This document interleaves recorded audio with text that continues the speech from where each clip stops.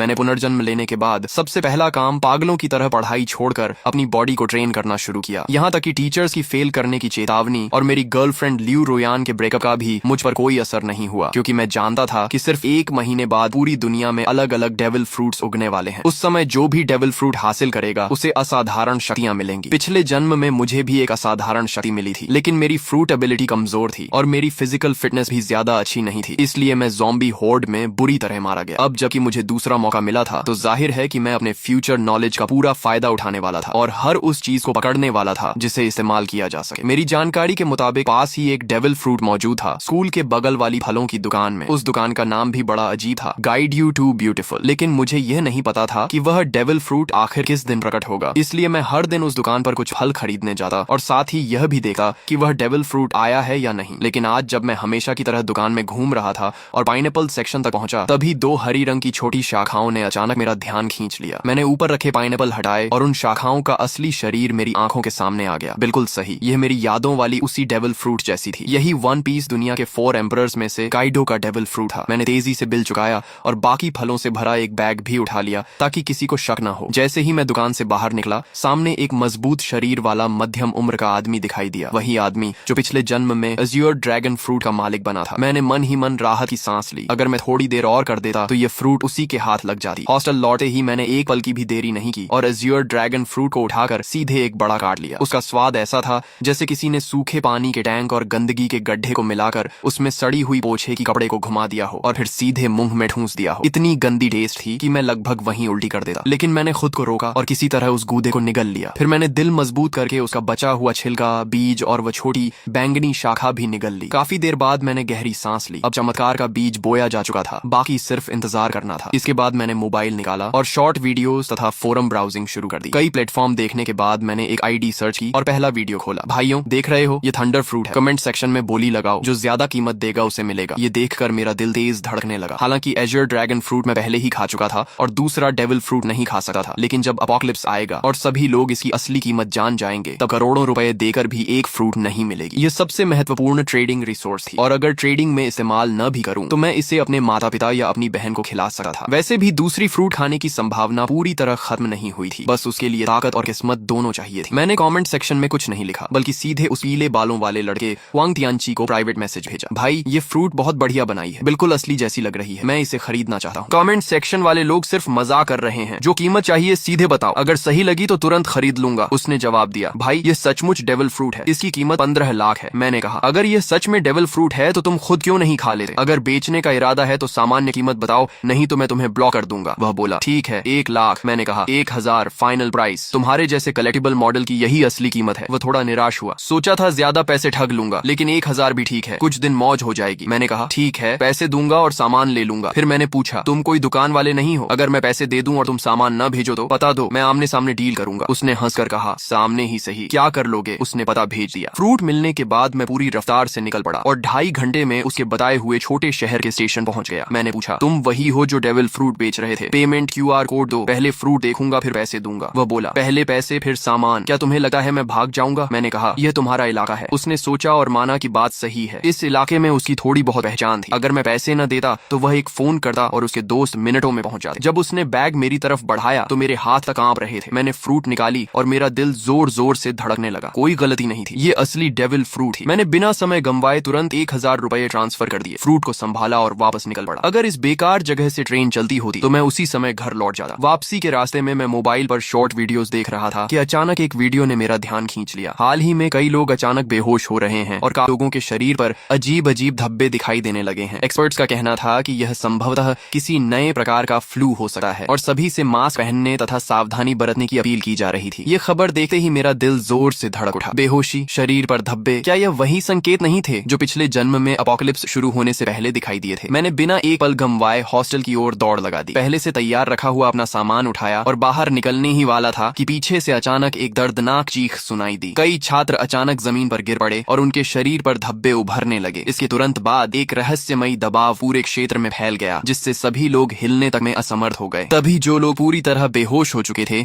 वे अचानक झटके से उठ बैठे। उनकी आंखें लाल हो गईं, नाखून लंबे और नुकीले हो गए और वे पागलों की तरह एक एक कमरे से बाहर निकलने लगे। देखते ही देखते पूरे हॉस्टल में अफरा तफरी मच गई और अनगिनत छात्र रोते चिल्लाते बाहर की ओर भागने लगे। लेकिन उसी क्षण मैंने महसूस किया कि मेरे ब्लड लाइन की गहराइयों से एक शक्ति जाग रही है। मेरे शरीर में एज्योर ड्रैगन की शक्ति उभरने लगी। मैंने सिर उठाकर एक गूंजती हुई गर्जना की। मेरी त्वचा पर नीले ड्रैगन स्केल्स उभर आए, सिर पर ड्रैगन हॉर्न्स निकल आए और मेरे हाथ ड्रैगन क्लॉज में बदल गए। मेरा पूरा शरीर हाइब्रिड ड्रैगन फॉर्म में बदलने लगा। गलियारे में मौजूद छात्र मुझे देखकर बुरी तरह डर गए, क्योंकि उनकी नजर में मैं भी उन लोगों की तरह एक मॉन्स्टर बन चुका था। लेकिन इस हाइब्रिड फॉर्म ने मेरी फिजिकल स्ट्रेंथ, डिफेंस, स्पीड और रिकवरी एबिलिटी को कई गुना बढ़ा दिया था। तभी पीछे से 2 ज़ॉम्बीज दहाड़ते हुए मेरी तरफ झपटे। मैंने ड्रैगन क्लॉ घुमाई और उन्हें एक ही वार में दूर फेंक दिया। तभी एक और ज़ॉम्बी दूसरे कमरे से बाहर निकला। मैंने मुंह खोलकर गर्म सांस छोड़ी और अगली ही क्षण आग की लपटों ने उसे राख में बदल दिया। लेकिन सिर्फ इतनी सी फ्लेम ब्रेथ के बाद ही मुझे अपनी स्टैमिना तेजी से घटी हुई महसूस हुई। डेविल फ्रूट की असली ताकत स्टैमिना पर निर्भर करती है। भविष्य में हाकी कितना भी आम क्यों न हो जाए, आखिरकार खर्च स्टैमिना का ही होता है। अपोकलिप्स के शुरुआती चरण में हर किसी की फिजिकल लिमिट बहुत कम होती है। मैं काइडो जैसी ओनी रेस से नहीं था और न ही उसके जैसा मॉन्स्टर कॉन्स्टिट्यूशन रखता था। इसलिए एज्योर ड्रैगन फ्रूट मिलने के बावजूद मैं उसकी पूरी ताकत नहीं निकाल सकता था। लेकिन मेरे पास इसका समाधान था। मैंने अपना बेसबॉल बैट उठाया। यह खास तौर पर बनवाया गया हैवी रीइंफोर्स्ड बैट था,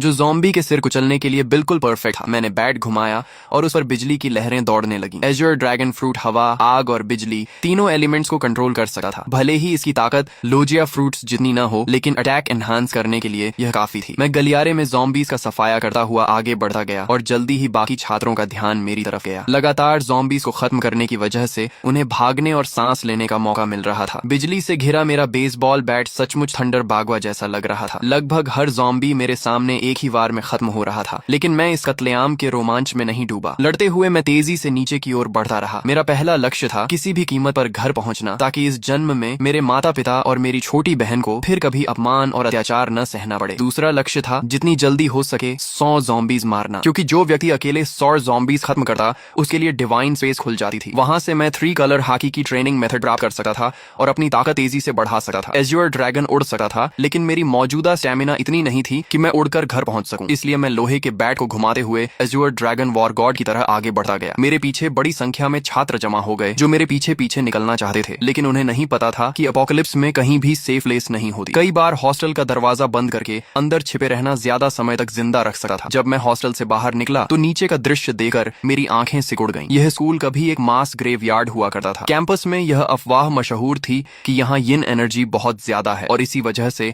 आसपास रहने वाले लोग अक्सर बीमार पड़ जाते थे। बाद में एक फेंग शुई मास्टर ने सलाह दी थी कि यहाँ एक स्कूल बनाया जाए ताकि युवाओं की यांग एनर्जी इस जगह की यिन एनर्जी को दबा सके। लेकिन अब जो कंकाल वर्षों से जमीन के नीचे दफन थे, ज़ॉम्बी वायरस के प्रभाव से सभी जमीन फाड़कर बाहर निकल आए थे और जो भी जीवित इंसान दिख रहा था उस पर हमला कर रहे थे। कोई मुझे बचाओ! पूरे कैंपस में हाहाकार मचा हुआ था। हर कोई जान बचाने के लिए भाग रहा था। लोग घबराहट में एक दूसरे से टकरा रहे थे, लेकिन मैंने किसी पर ध्यान नहीं दिया और सीधे मेन गेट की दिशा में बढ़ता गया। रास्ते में चाहे ज़ॉम्बी मिले या स्केलेटन मॉन्स्टर, मैंने सबको अपने बैट से कुचल दिया। आखिरकार जब मैं स्कूल गेट तक पहुंचा तभी मेरा शरीर अचानक रुक गया। सिर्फ मैं ही नहीं, सभी लोग और यहाँ तक कि ज़ॉम्बीज भी वहीं थम गए। ऐसा लगा जैसे पूरे संसार का टाइम फ्रीज हो गया हो। फिर मेरी आंखों के सामने अंधेरा छा गया। Divine descent, devil fruits have arrived, divine space activated. जब मैंने दोबारा आंखें खोली तो खुद को एक रहस्यमयी स्थान में पाया। यहाँ न समय था, न दिशा, न कोई वास्तविक स्थान। केवल 2 लाइट स्क्रीन्स मौजूद थी, एक बड़ी और एक छोटी। बड़ी स्क्रीन पर लिखा था डिवाइन शॉप और छोटी स्क्रीन पर लिखा था पर्सनल पैनल। पिछले जन्म में मैं इन चीजों से भली भांति परिचित था। यह किसी अज्ञात सत्ता द्वारा दिया गया अवसर था जहाँ पॉइंट्स के बदले टेक्निक्स, इक्विपमेंट, स्किल्स और रिसोर्सेज खरीदे जा सकते थे। तभी घोषणा हुई, आप पहले व्यक्ति हैं जिसने 100 ज़ॉम्बीज का शिकार किया है। आपको डिवाइन रिवॉर्ड प्राप्त होगा। आपने अपोकलिप्स शुरू होने के 10 मिनट के भीतर 100 पॉइंट्स प्राप्त कर लिए हैं, इसलिए आपको विशेष रिवॉर्ड दिया जाएगा। इसके बाद मेरे सामने 3 विकल्प आए। पहला रिवॉर्ड था परफेक्ट फ्रूट, जो मेरे एज्योर ड्रैगन फ्रूट को पूर्ण अवस्था में पहुंचा देता। इसके बाद फ्रूट की सभी साइड इफेक्ट्स समाप्त हो जाती। मैं सी स्टोन और सी वाटर से प्रभावित नहीं होता और यहाँ तक कि दूसरा डेविल फ्रूट भी खा सकता था बिना शरीर फटे। दूसरा रिवॉर्ड था हाकी जीनियस। इसके लिए किसी ट्रेनिंग या पॉइंट्स की जरूरत नहीं थी। मुझे तुरंत 3 कलर हाकी जागृत हो जाती और बिना अभ्यास के भी धीरे धीरे बढ़ती रहती। यदि मैं ट्रेनिंग करता तो इसकी ग्रोथ स्पीड 2 गुनी हो जाती। तीसरा रिवॉर्ड था ज़ॉम्बी स्लेयर डिवाइन वेपन। मुझे अपनी पसंद का सुप्रीम ग्रेड वेपन मिलता जो ज़ॉम्बीज को 2 गुना डैमेज देता। फ्रूट, हाकी या वेपन, 3 में से एक चुनना था। पहला और तीसरा रिवॉर्ड तुरंत कॉम्बैट पावर बढ़ाते थे, जबकि दूसरा धीरे धीरे ताकत बढ़ाता, लेकिन उसकी पोटेंशियल लिमिट कहीं अधिक थी। पिछले जन्म के अनुभव के अनुसार बाद के चरणों में भी हाकी कभी आउटडेटेड नहीं हुई थी। मैं कुछ क्षण सोच में पड़ गया। तभी मुझे काइडो की कही बात याद आई, हाकी ही असली आधार है। रॉजर और गार्ब के पास कोई डेविल फ्रूट नहीं थी, फिर भी वे दुनिया के सबसे शक्तिशाली योद्धा बने। यहाँ तक कि काइडो ने हाकी को इतना महत्व दिया कि उसने उसने अपनी फ्रूट अवेकनिंग तक पर ज्यादा ध्यान नहीं दिया। ये सोचते ही मैंने फैसला कर लिया, ताकतें जितनी ज्यादा हों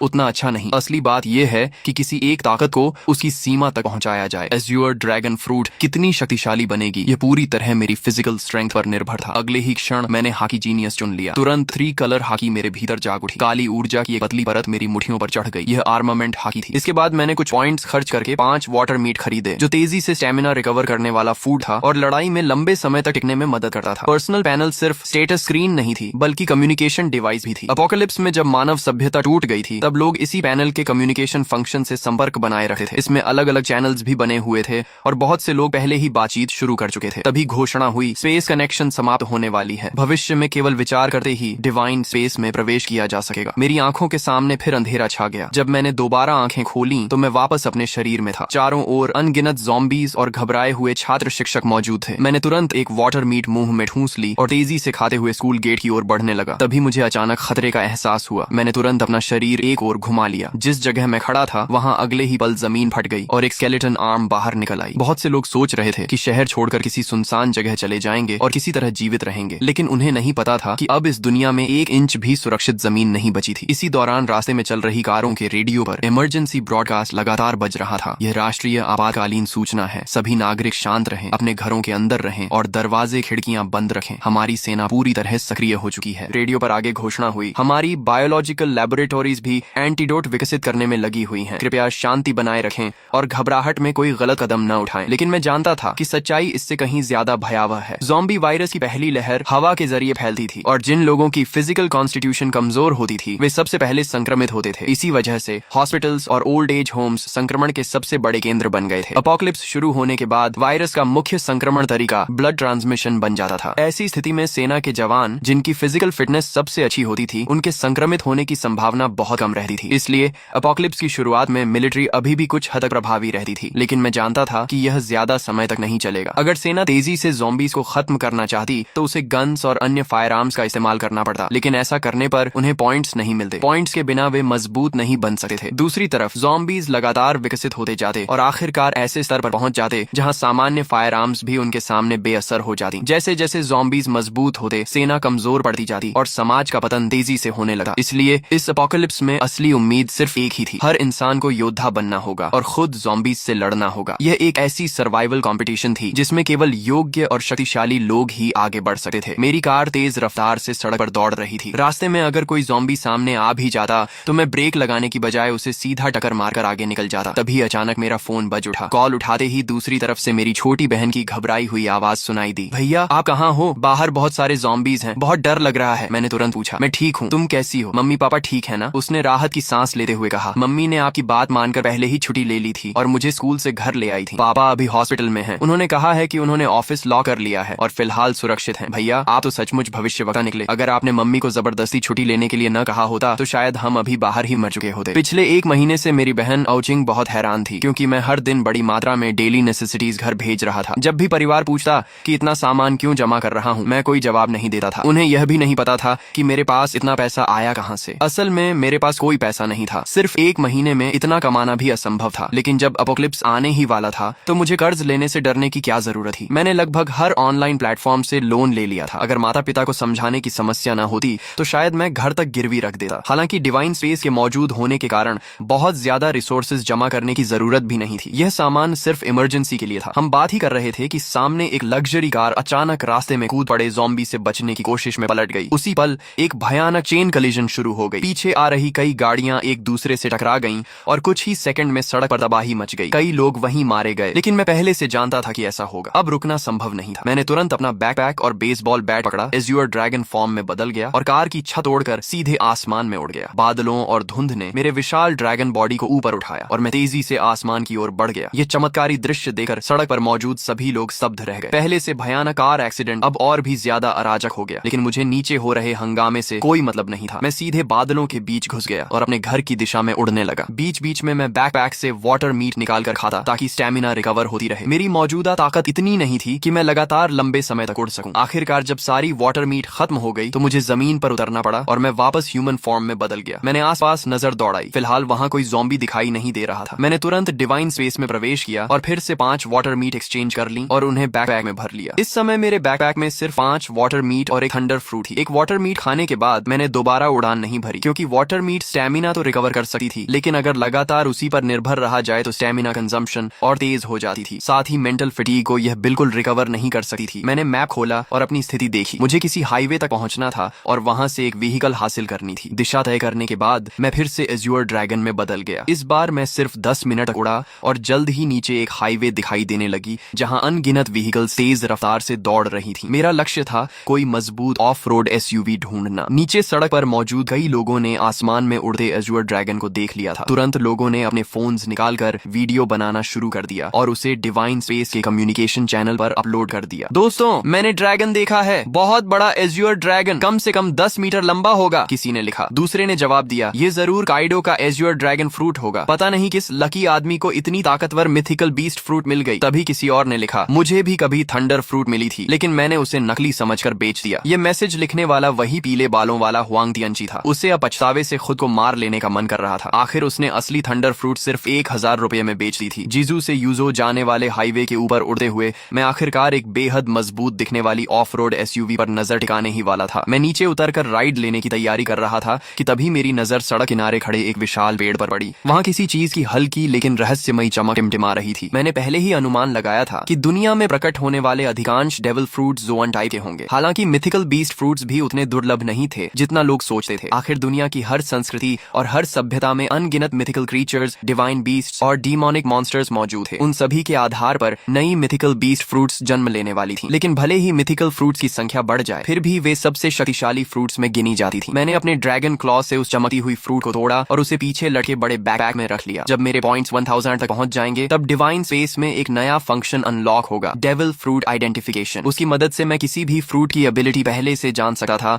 और किसी बेकार फ्रूट को खाने से बच सकता था। हालांकि यह सुविधा बहुत महंगी थी। हर आइडेंटिफिकेशन के लिए पूरे 1000 पॉइंट्स खर्च करने पड़ते थे। मैं दोबारा उस ऑफ रोड एसयूवी का पीछा करने ही वाला था कि अचानक आगे चल रहा एक बड़ा ट्रक बुरी तरह पलट गया। उसी पल उसके अंदर से 3 ज़ॉम्बीज बाहर निकले और आसपास की गाड़ियों पर हमला करने लगे। लेकिन उस समय किसी के पास रुकने का साहस नहीं था। एक ड्राइवर ने एक्सेलरेटर पूरी ताकत से दबाया और सीधे ज़ॉम्बीज के ऊपर गाड़ी चढ़ा दी। फिर वह गाड़ी को दाएं बाएं घुमाकर ज़ॉम्बीज को गिराने की कोशिश करने लगा। उसकी इस हरकत ने तुरंत एक और चेन एक्सीडेंट पैदा कर दिया। मैंने उधर सिर्फ एक नजर डाली और फिर पलटे हुए ट्रक के पास उतर गया। ह्यूमन बीस्ट फॉर्म में बदलकर मैंने ट्रक के किनारे को पकड़ लिया और एज्योर ड्रैगन की विशाल शक्ति का इस्तेमाल करते हुए उसे जबरदस्ती सीधा खड़ा कर दिया। एज्योर ड्रैगन फ्रूट द्वारा दी गई स्ट्रेंथ वास्तव में भयावह थी। इसके बाद मैं ट्रक के अंदर घुसा और खुद उसे चलाने लगा। जब धीरे धीरे मुझे एहसास हुआ कि वे सभी मेरी ट्रक के पीछे पीछे चल रही हैं। मैंने रियर व्यू मिरर में यह दृश्य देखा, लेकिन मुझे इससे कोई फर्क नहीं पड़ा। जब तक वे मेरे काम में रुकावट नहीं डालते, उन्हें मेरे पीछे आने से कोई समस्या नहीं थी। रास्ते भर बार बार एक्सीडेंट्स होते रहे। मैं समय समय पर ट्रक से उतरता, ज़ॉम्बीज को खत्म करता और सड़क साफ करता। तभी एक मोटा और अमीर दिखने वाला मध्यम उम्र का आदमी मुस्कुराते हुए मेरे पास आया और बोला, अगर आप मेरी सुरक्षा करेंगे तो मैं आपको जितना पैसा चाहिए उतना दे सकता हूँ। मैंने उसकी तरफ ठंडी नजर से देखा और कहा, एक कदम और आगे बढ़ाया तो मरोगे। वह आदमी इतना डर गया कि अनजाने में वहीं घुटनों के बल बैठ गया। उस समय मेरी ड्रैगन फॉर्म और उससे निकल रही किंगली ऑरा उसे ऐसे महसूस हो रही थी जैसे उसके सामने कोई सर्वोच्च शासक खड़ा हो। मेरी हल्की सी कॉन्करर्स हाकी ने आसपास खड़े कई लोगों को डर से जड़ कर दिया। फिर भी मौत का डर इंसान से कुछ भी करवा सकता है। एक बेहद खूबसूरत मैच्योर वुमन हिम्मत करके मेरे पास आई। अपोकलिप्स के बीच भी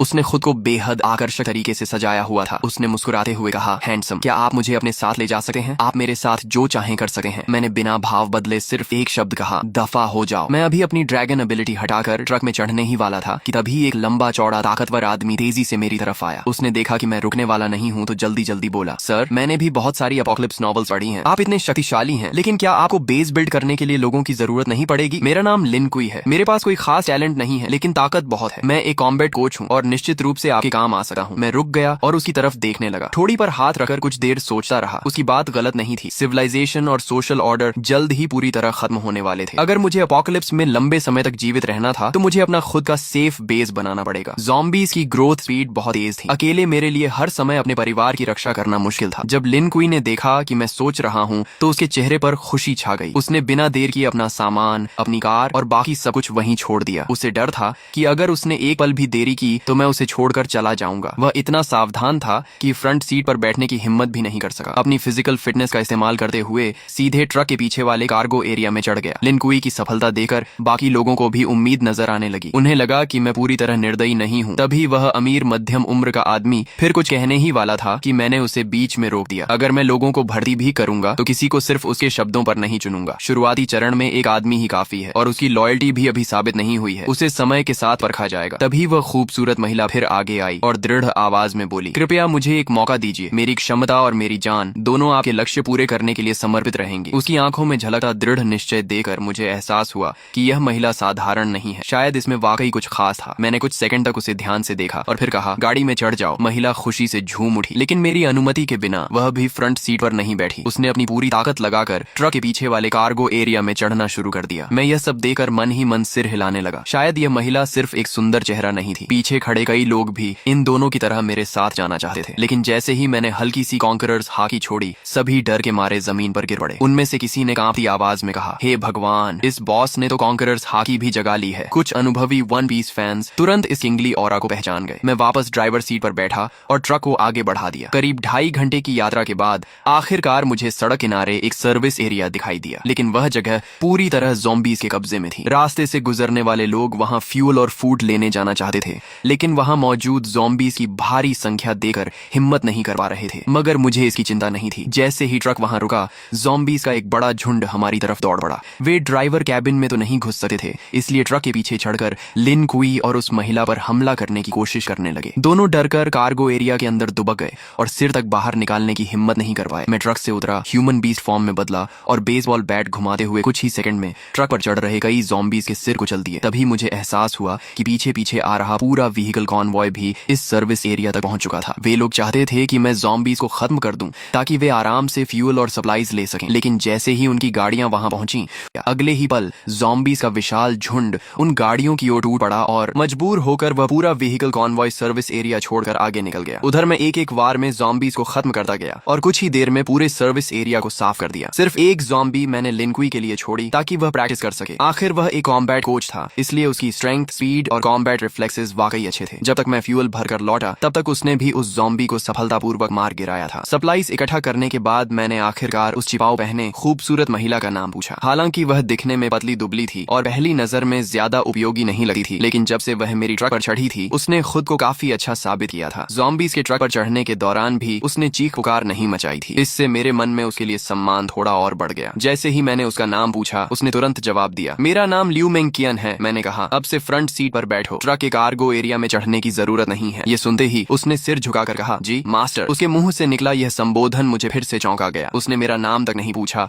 और सीधे मुझे मास्टर कहकर संबोधित करने लगी। जो व्यक्ति अपना ईगो और प्राइड छोड़ सकता है, वही एपोकलिप्स जैसी दुनिया में ज्यादा समय तक जीवित रह सकता है। थोड़ी देर बाद हम फिर से यात्रा पर निकल पड़े। रास्ते में मुझे एक बार फिर मेरी बहन आओ चिंग का फोन आया। भैया आप कहाँ हो? पापा हॉस्पिटल के ऑफिस में फंसे हुए हैं। मैंने सुना है हॉस्पिटल में सबसे ज्यादा ज़ॉम्बीज़ हैं। पापा के पास खाना पानी भी नहीं है। मुझे बहुत डर लग रहा है कि उन्हें कुछ हो न जाए। उसकी आवाज रोने जैसी हो गई थी। फोन के दूसरी तरफ मेरी माँ की आवाज भी सुनाई दी। हाउ हाउ, तुम्हारे स्कूल का क्या हाल है? तुम अपना ध्यान रखना, हम तुम्हें बचाने का कोई रास्ता ढूंढ लेंगे। मैंने कहा, माँ चिंता मत करो, मुझे काइडो का एजर ड्रैगन फ्रूट मिल गया है। डेविल फ्रूट का नाम सुनते ही आओ चिंग का डर काफी कम हो गया। हम भाई बहन पूरे 1 घंटे तक फोन पर बातें करते रहे। कॉल खत्म होने के बाद मैंने तुरंत अपने पिता को फोन किया। मैंने उन्हें बताया कि मैं अब एबिलिटी यूजर बन चुका हूँ और जल्द ही हॉस्पिटल पहुंचकर उन्हें बचा लूंगा। मैंने उन्हें सख्त हिदायत दी कि ऑफिस के अंदर छिपे रहें और बाहर निकलने की कोशिश न करें। दूसरी तरफ ऑफिस में फंसे एओ हाई भूख, प्यास और लगातार दरवाजा पीटे ज़ॉम्बीज़ की वजह से बेहद परेशान थे। वह आधी नींद और आधी बेहोशी की हालत में थे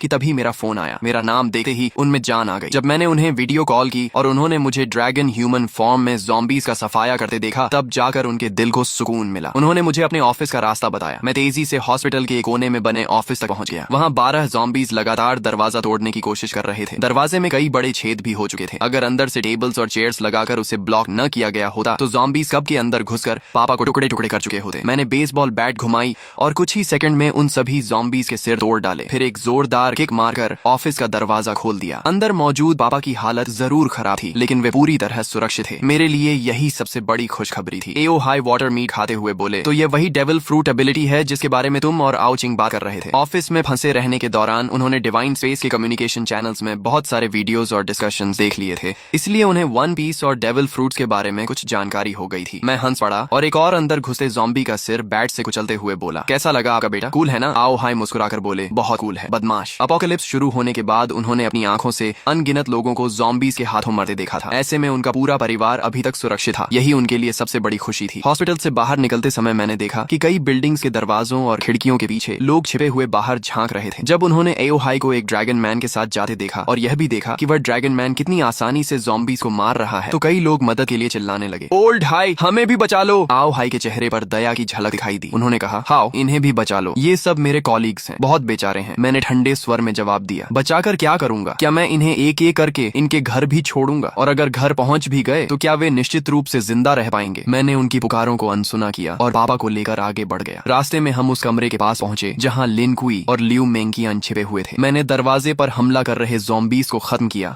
और फिर एक बार में दरवाजा तोड़ दिया। मुझे देखकर दोनों तुरंत बाहर आ गए और एक साथ बोले, मास्टर। ये सुनकर आओ हाई की आंखें फैल गईं। एक तरफ मांसपेशियों से भरा विशाल आदमी और दूसरी तरफ एक बेहद खूबसूरत महिला, दोनों मेरे सामने इतनी इज्जत से झुके हुए थे। खासकर लियू मेंकियन द्वारा मुझे मास्टर कहना उन्हें और भी अजीब लग रहा था। उनके चेहरे पर साफ लिखा था, हे भगवान, मेरा बेटा आखिर बाहर क्या क्या कर रहा है। यहाँ तक कि मेरी 2 जन्मों की मोटी चमड़ी भी थोड़ा गर्म हो गई। मैंने सामान्य बने रहने की कोशिश करते हुए कहा, ये दोनों रास्ते में मिले छोटे भाई बहन जैसे हैं। लेकिन आओ हाई की आंखें साफ कह रही थीं कि उन्हें मेरी बात पर जरा भी विश्वास नहीं हुआ। मैं और कुछ समझाने की बजाय चुप हो गया। हम सभी ट्रक तक पहुंचे। मैंने पापा को फ्रंट सीट पर बैठाया और लियू मेंकियन को फिर से कार्गो एरिया में भेज दिया। जब हम घर पहुंचे तो मेरी बहन आओ चिंग ने लियू मेंकियन को देखते ही आश्चर्य से मुंह खोल दिया। वाह, कितनी सुंदर महिला है। और अभी इसने भैया को क्या कहा, मास्टर? फिर उसने लिन कुई की तरफ देखा। और ये मसल मॉन्स्टर कौन है? अगर कोई कह दे कि यह स्पेशल फोर्सेस का सैनिक है तो भी मैं मान लूंगी। और ये भी भैया को बॉस कह रहा है। इस समय लियू मेंकियन एक परफेक्ट मेड की तरह दोनों हाथ पेट के सामने जोड़कर शांति से मेरे पीछे खड़ी थी। वहीं लिन कुई काफी असहज महसूस कर रहा था। वह मिलनसार व्यक्ति था, लेकिन यह उसके बॉस का परिवार था, इसलिए उसे समझ नहीं आ रहा था कि कैसे व्यवहार करे। आखिर मेरी माँ लियू यून ने स्थिति संभाली और मुस्कुराते हुए कहा, सबको भूख लगी होगी ना? जैसे ही उन्हें पता चला था कि मैं और पापा लौट रहे हैं, उन्होंने सोना छोड़ दिया और पूरी रात खाना बनाने में लगा दी थी ताकि हम दोनों गरम खाना खा सकें। लेकिन उन्हें यह उम्मीद नहीं थी कि मैं 2 और लोगों को साथ ले आऊंगा, इसलिए खाना थोड़ा कम पड़ रहा था। अच्छी बात यह थी कि मैंने पहले से बहुत सारे कैंड फूड्स जमा कर रखे थे। कुछ कैंस खोलकर माँ ने पूरा बड़ा डिनर तैयार कर दिया। जब मैंने देखा कि लिन कुई और लियू मेंकियन अभी भी किनारे खड़े हैं तो मैंने उन्हें भी खाने के लिए बुलाया। लिन कुई आगे बढ़ने ही वाला था कि लियू मेंकियन बोली, मुझे थोड़ा कैंड फूड दे दीजिए, मैं मास्टर के साथ एक ही टेबल पर नहीं बैठ सकती। ये सुनते ही कमरे में मौजूद सभी लोग स्तब्ध रह गए। आओ चिंग की नजरें मेरे और लियू मेंकियन के चेहरे पर बार बार घूमने लगी। फिर शरारती मुस्कान के साथ बोली, अब मैं समझ गई, इसे फ्लर्टिंग कहते हैं। उसकी बात पूरी होने से पहले ही मैंने उसके सिर पर हल्का सा नॉक मार दिया। वह दर्द से आंखों में आंसू भरकर मेरा हाथ पकड़कर काटने लगी। डिनर खत्म होने के बाद मैंने बैकपैक से 2 डेविल फ्रूट्स निकाली। मेरे पास अभी 2 डेविल फ्रूट्स हैं, एक थंडर फ्रूट है और दूसरी की एबिलिटी अभी पता नहीं है। तुम लोग इनमें से खा लो। यह सुनकर लिन कुई और लियू मेंकियन दोनों चौंक गए। उन्हें उम्मीद नहीं थी कि मेरे पास इतनी दुर्लभ चीजें भी मौजूद हैं। उनकी आंखों में चाहत साफ दिखाई दे रही थी। आओ चिंग उत्साह से दोनों फ्रूट्स को उठाकर देखने लगी। फिर उसने उन्हें माता पिता को दिखाया, लेकिन आओ हाई ने फ्रूट देकर वापस मुझे लौटा दी। आओ चिंग को दे दो, हमारी उम्र हो चुकी है, हम खाएंगे तो बर्बाद हो जाएंगी। माँ भी सहमत हो गई। हाँ, तुम्हारे जैसा बेटा हमारी रक्षा कर रहा है, हमारे लिए वही काफी है। इतनी कीमती चीज तुम्हारे पास रहेगी तो ज्यादा काम आएगी। मैंने समझाने की कोशिश की, मेरे पास पहले से एज्योर ड्रैगन फ्रूट है, मेरी ग्रोथ बहुत तेज होगी। लेकिन अगर आप लोग भी डेविल फ्रूट्स खा लेंगे तो ज़ॉम्बीज मारकर जल्दी पॉइंट्स कमा सकेंगे और हाकी ट्रेनिंग भी अनलॉक कर पाएंगे। अपोक्लिप्स में असली कैपिटल यही है। लेकिन काफी देर समझाने के बाद भी माता पिता नहीं माने। आखिर मैंने हार कर आओ चिंग की तरफ देखा। ठीक है, तुम चुन लो। आओ चिंग तो कब से इसी पल का इंतजार कर रही थी। उसने दोनों फ्रूट्स हाथ में लेकर बार बार देखा, लेकिन काफी सोचने के बाद उसने थंडर फ्रूट मुझे वापस दे दी। मैं हैरान रह गया, क्या तुम थंडर फ्रूट नहीं लोगी? लोजिया एलिमेंटलाइजेशन शुरुआती चरण में लगभग इनविंसिबल होती है और दूसरी फ्रूट की एबिलिटी क्या है यह भी नहीं पता। आओ चिंग मुस्कुराकर बोली, डिवाइन स्पेस में डीमन रिमूवल पोशन मिलती है, उससे डेविल फ्रूट की साइड इफेक्ट्स हट सकती हैं और इंसान दूसरी फ्रूट भी खा सकता है। भैया आप इतने मजबूत हो कि वह पोशन जरूर हासिल कर लोगे। थंडर फ्रूट आपके लिए ज्यादा उपयुक्त है, मैं दूसरी फ्रूट खा लूंगी। मैंने कुछ देर सोचा और कहा, ठीक है, लेकिन पहले इसकी आइडेंटिफिकेशन कर लेते हैं। अगर एबिलिटी अच्छी हुई तो तुम खा लेना। डेविल फ्रूट आइडेंटिफिकेशन 1000 पॉइंट्स के बाद अनलॉक होती थी। आओ चिंग को यह बात पता नहीं थी क्योंकि उसके पास अभी कोई पॉइंट्स नहीं थी। लेकिन मैं स्कूल से लेकर हॉस्पिटल तक ज़ॉम्बीज का इतना सफाया कर चुका था कि मेरे पॉइंट्स 1000 से भी ज्यादा हो चुके थे। तभी आओ चिंग ने जल्दी से सिर हिलाया, नहीं, 1000 पॉइंट्स बहुत ज्यादा हैं। इतना कहकर उसने मेरे जवाब का इंतजार तक नहीं किया। उसने तुरंत उस सुनहरी मकई जैसी दिखने वाली डेविल फ्रूट उठाई और एक बड़ा टुकड़ा काटकर निगल लिया। ये देखकर मैं घबरा गया। मुझे बिल्कुल उम्मीद नहीं थी कि वह सीधे फ्रूट खा लेगी। अगर यह कोई कमजोर एबिलिटी निकली तो बाद में पछताने का भी मौका नहीं मिलेगा। लेकिन अब बहुत देर हो चुकी थी। आओ चिंग फ्रूट का गूदा निगल चुकी थी। मैं केवल मन ही मन प्रार्थना कर सकता था कि उसे कोई शक्तिशाली एबिलिटी मिले। मैं मन ही मन यही प्रार्थना कर रहा था कि यह डेविल फ्रूट कोई शक्तिशाली एबिलिटी दे। कमरे में मौजूद सभी लोग आओ चिंग को घूर रहे थे और उसके शरीर में होने वाले बदलावों पर नजर रखे हुए हुए थे। आओ चिंग खुद भी बेहद घबराई हुई थी। वह अपने शरीर के अंदर दौड़ रही उस रहस्यमयी ऊर्जा को महसूस कर रही थी। जल्द ही वह ऊर्जा उसके पूरे शरीर में फैल गई और उसका शरीर बदलने लगा। अगले ही पल उसका शरीर तेजी से सिकुड़ गया और वह एक हथेली जितनी छोटी, सफेद फर और सुनहरे निशानों वाली चूहे जैसी प्राणी में बदल गई। यह ज़ोअन टाइप है। कमरे में मौजूद सभी लोगों को तुरंत समझ आ गया कि यह एनिमल टाइप फ्रूट है, लेकिन वह छोटा चूहा बिल्कुल साधारण नहीं लग रहा था। उसके शरीर से एक खास तरह की मिस्टिकल ऑरा निकल रही थी, जिससे साफ था कि यह कोई ऑर्डिनरी स्पीसीज नहीं है। मैंने उत्सुकता से पूछा, जल्दी बताओ, ये कौन सी कैटेगरी है? ऑर्डिनरी ज़ोआन, एंशिएंट ज़ोआन या मिथिकल बीस्ट? आओ चिंग ने उत्साह से जवाब दिया, यह मिथिकल बीस्ट है। जैसे ही मैंने मिथिकल बीस्ट सुना, मेरे चेहरे पर खुशी फैल गई। लगता था इस बार आओ चिंग का दांव सफल हो गया था। मिथिकल बीस्ट फ्रूट्स के पास हमेशा कुछ स्पेशल एबिलिटीज होती थी। मैंने तुरंत पूछा, तो इसकी एबिलिटी क्या है? आओ चिंग मुस्कुराई और बोली, देखो। इतना कहकर उसने अचानक नीचे की ओर छलांग लगाई। अगले ही पल उसका पूरा शरीर फर्श के अंदर समा गया। हैरानी की बात यह थी कि जमीन पर कोई गड्ढा नहीं बना, न ही कोई दरार पड़ी। ऐसा लगा जैसे वह सीधे जमीन के अंदर घुस गई हो। कुछ सेकंड बाद वही छोटा चूहा मेरे पीछे से निकल आया और फिर ह्यूमन बीस्ट फॉर्म में बदल गया। उसने गर्व से सीना तान कर कहा, महिलाओं और सज्जनों, मैं आधिकारिक रूप से अपनी डेविल फ्रूट एबिलिटी की घोषणा करती हूँ। मेरी फ्रूट है animal type rat fruit, mythical beast, treasure rat form. फिर उसने उंगली उठाकर कहा, मेरे पास कुल 3 एबिलिटीज हैं। पहली एबिलिटी, मैं किसी भी मिट्टी, पत्थर या अर्थ टाइप ऑब्स्टिकल को पार कर सकती हूँ, चाहे जमीन के अंदर जाना हो या दीवार के आर पार निकलना हो। मेरे लिए यह सिर्फ पानी की एक परत पार करने जैसा है। ये सुनकर हम सब हैरान रह गए, लेकिन आओ चिंग यही नहीं रुकी। उसने आगे कहा, दूसरी एबिलिटी, मेरे पास एक इंडिपेंडेंट ट्रेजर स्पेस है, जिसमें मैं किसी भी नॉन लिविंग ऑब्जेक्ट को स्टोर कर सकती हूँ। इतना कहकर वह कमरे के कोने में रखे मॉप को उठाकर अपने सीने की तरफ ले गई। अगले ही पल उसने उस लंबे मॉप को सीधे अपने शरीर के अंदर धकेल दिया। कमरे में मौजूद सभी लोगों की आंखें फैल गईं। वह लंबा मॉप पूरी तरह उसके शरीर में गायब हो गया। यहाँ तक कि मां लियू यून भी हैरान होकर उसकी तरफ दौड़ी। उन्होंने आओ चिंग के कपड़ों के अंदर हाथ डालकर देखा कि कहीं उसने मॉप छिपाया तो नहीं है, लेकिन वहाँ कुछ नहीं था। फिर आओ चिंग ने अपना हाथ सीने के पास डाला और उसी मॉप को वापस बाहर निकाल लिया। मेरी सबसे ज्यादा दिलचस्पी दूसरी एबिलिटी में थी। मैंने तुरंत पूछा, इस स्टोरेज स्पेस का साइज कितना है? ये मेरे लिए बेहद महत्वपूर्ण सवाल था। मेरी जानकारी के अनुसार अपोकलिप्स के शुरुआती चरण में किसी भी तरह का स्टोरेज इक्विपमेंट मौजूद नहीं था। बाद में होगा या नहीं, यह भी मुझे नहीं पता था, लेकिन अगर आओ चिंग का स्टोरेज स्पेस बड़ा निकला तो वह हमारे लिए अनमोल साबित हो सकता था। आओ चिंग ने जवाब दिया, अभी इसका साइज सिर्फ 10 क्यूबिक मीटर्स है, लेकिन जैसे जैसे मैं फ्रूट को डेवलप करूंगी, ये स्पेस लगातार बड़ा होता जाएगा। ये सुनकर मैं पहले ही काफी प्रभावित था, लेकिन तभी आओ चिंग ने शरारती मुस्कान के साथ कहा, अभी खत्म नहीं हुआ है, मेरी तीसरी एबिलिटी भी है। मैं एक पल के लिए पूरी तरह चौंक गया। सिर्फ अर्थ ट्रैवल और पर्सनल स्टोरेज स्पेस ही पहले से गॉड टियर एबिलिटीज जैसी थी, और अब वह कह रही थी कि उसके पास तीसरी एबिलिटी भी है। मैंने तुरंत पूछा, क्या? आओ चिंग गर्व से बोली, ट्रेजर डिटेक्शन। ये सुनते ही मेरे मुंह से लगभग गाली निकल गई। अर्थ ट्रैवल, स्टोरेज स्पेस और ट्रेजर डिटेक्शन, ये कॉम्बिनेशन तो बिल्कुल चीट एबिलिटी जैसा था। एक पल के लिए मुझे लगा कि मेरी एज्योर ड्रैगन फ्रूट भी इतनी शानदार नहीं है, लेकिन फिर मैंने खुद को याद दिलाया कि एज्योर ड्रैगन फ्रूट की भी अपनी खूबियां थीं। सबसे पहले वह विंड, फायर और लाइटनिंग तीनों नेचुरल एलिमेंट्स को कंट्रोल कर सकती थी। दूसरा, वह क्लाउड राइडिंग की मदद से उड़ने की एबिलिटी देती थी। और तीसरा, वह अन्य अधिकांश ज़ोआन फ्रूट्स की तुलना में कहीं ज्यादा स्ट्रेंथ, डिफेंस, स्पीड और रिकवरी प्रदान करती थी। तुलना करने पर साफ था कि एज्योर ड्रैगन कॉम्बैट के लिए बनी थी, जबकि ट्रेजर रैट कॉम्बैट के बाहर सपोर्ट और एक्सप्लोरेशन के लिए बनी थी। लेकिन तभी आओ चिंग का चेहरा थोड़ा उदास हो गया। उसने कहा, इस फ्रूट की एक कमजोरी भी है। दूसरे ज़ोआन यूजर्स की तरह बीस्ट फॉर्म में जाने पर मुझे कोई स्ट्रेंथ या डिफेंस बूस्ट नहीं मिलता, बल्कि बीस्ट फॉर्म में मेरी कॉम्बैट पावर लगभग 0 हो जाती है। फिर उसने ह्यूमन बीस्ट फॉर्म दिखाते हुए कहा, और ह्यूमन बीस्ट फॉर्म में भी मुझे लगभग कोई फिजिकल एनहांसमेंट नहीं मिलती। मेरी स्ट्रेंथ और डिफेंस एक सामान्य इंसान जैसी ही रहती है। इतना कहने के बाद वह फिर मुस्कुराई, लेकिन मेरी स्पीड बहुत ज्यादा है। मुझे लगता है कि मेरी स्पीड बोनस बाकी मिथिकल ज़ोआन यूजर्स से कम 2 गुनी है। उसके चेहरे पर गर्व साफ दिखाई दे रहा था। सच कहूं तो यह कॉम्बैट ओरिएंटेड डेविल फ्रूट नहीं थी, लेकिन इसकी यूटिलिटी शायद एज्योर ड्रैगन फ्रूट से भी ज्यादा मूल्यवान थी। आखिर ट्रेजर डिटेक्शन का मतलब क्या था? अपोकलिप्स के इस दौर में दुनिया का सबसे बड़ा ट्रेजर क्या था? जवाब लगभग तय था, डेविल फ्रूट्स। हालांकि सिर्फ डेविल फ्रूट्स ही नहीं, भविष्य में अलग अलग सीक्रेट रेल्म्स और मिस्टिकल डंजन्स भी खुलने वाले थे। और आओ चिंग की यह एबिलिटी हमें उन सभी जगहों पर छिपे हुए ट्रेजर्स, रिसोर्सेज और अपॉर्चुनिटीज ढूंढने में बेहद बड़ी बढ़त देने वाली थी। यह सोचकर मेरे मन में एक ही विचार आया, शायद हमारी पूरी फैमिली की किस्मत अभी अभी बदल गई थी। भविष्य में खुलने वाले सीक्रेट रेल्म्स और मिस्टिकल डंजन्स में भी हमें इस एबिलिटी की वजह से बहुत बड़ा फायदा मिलने वाला था। मैंने कुछ देर सोचने के बाद थंडर फ्रूट आओ चिंग को देते हुए कहा, इसे अपने ट्रेजर स्पेस में रखो। फिलहाल पूरी दुनिया में इससे ज्यादा सुरक्षित जगह कोई नहीं है। थंडर फ्रूट की असली कीमत समझने के बाद मैंने उसे एओ चिंग के स्टोरेज स्पेस में रखवा दिया। इसके बाद मैंने अपने पॉइंट्स में से सभी को 30 पॉइंट्स दिए, ताकि वे 3 कलर हॉकी की ट्रेनिंग मेथड एक्सचेंज कर सकें। आखिर बिना डेविल फ्रूट के भी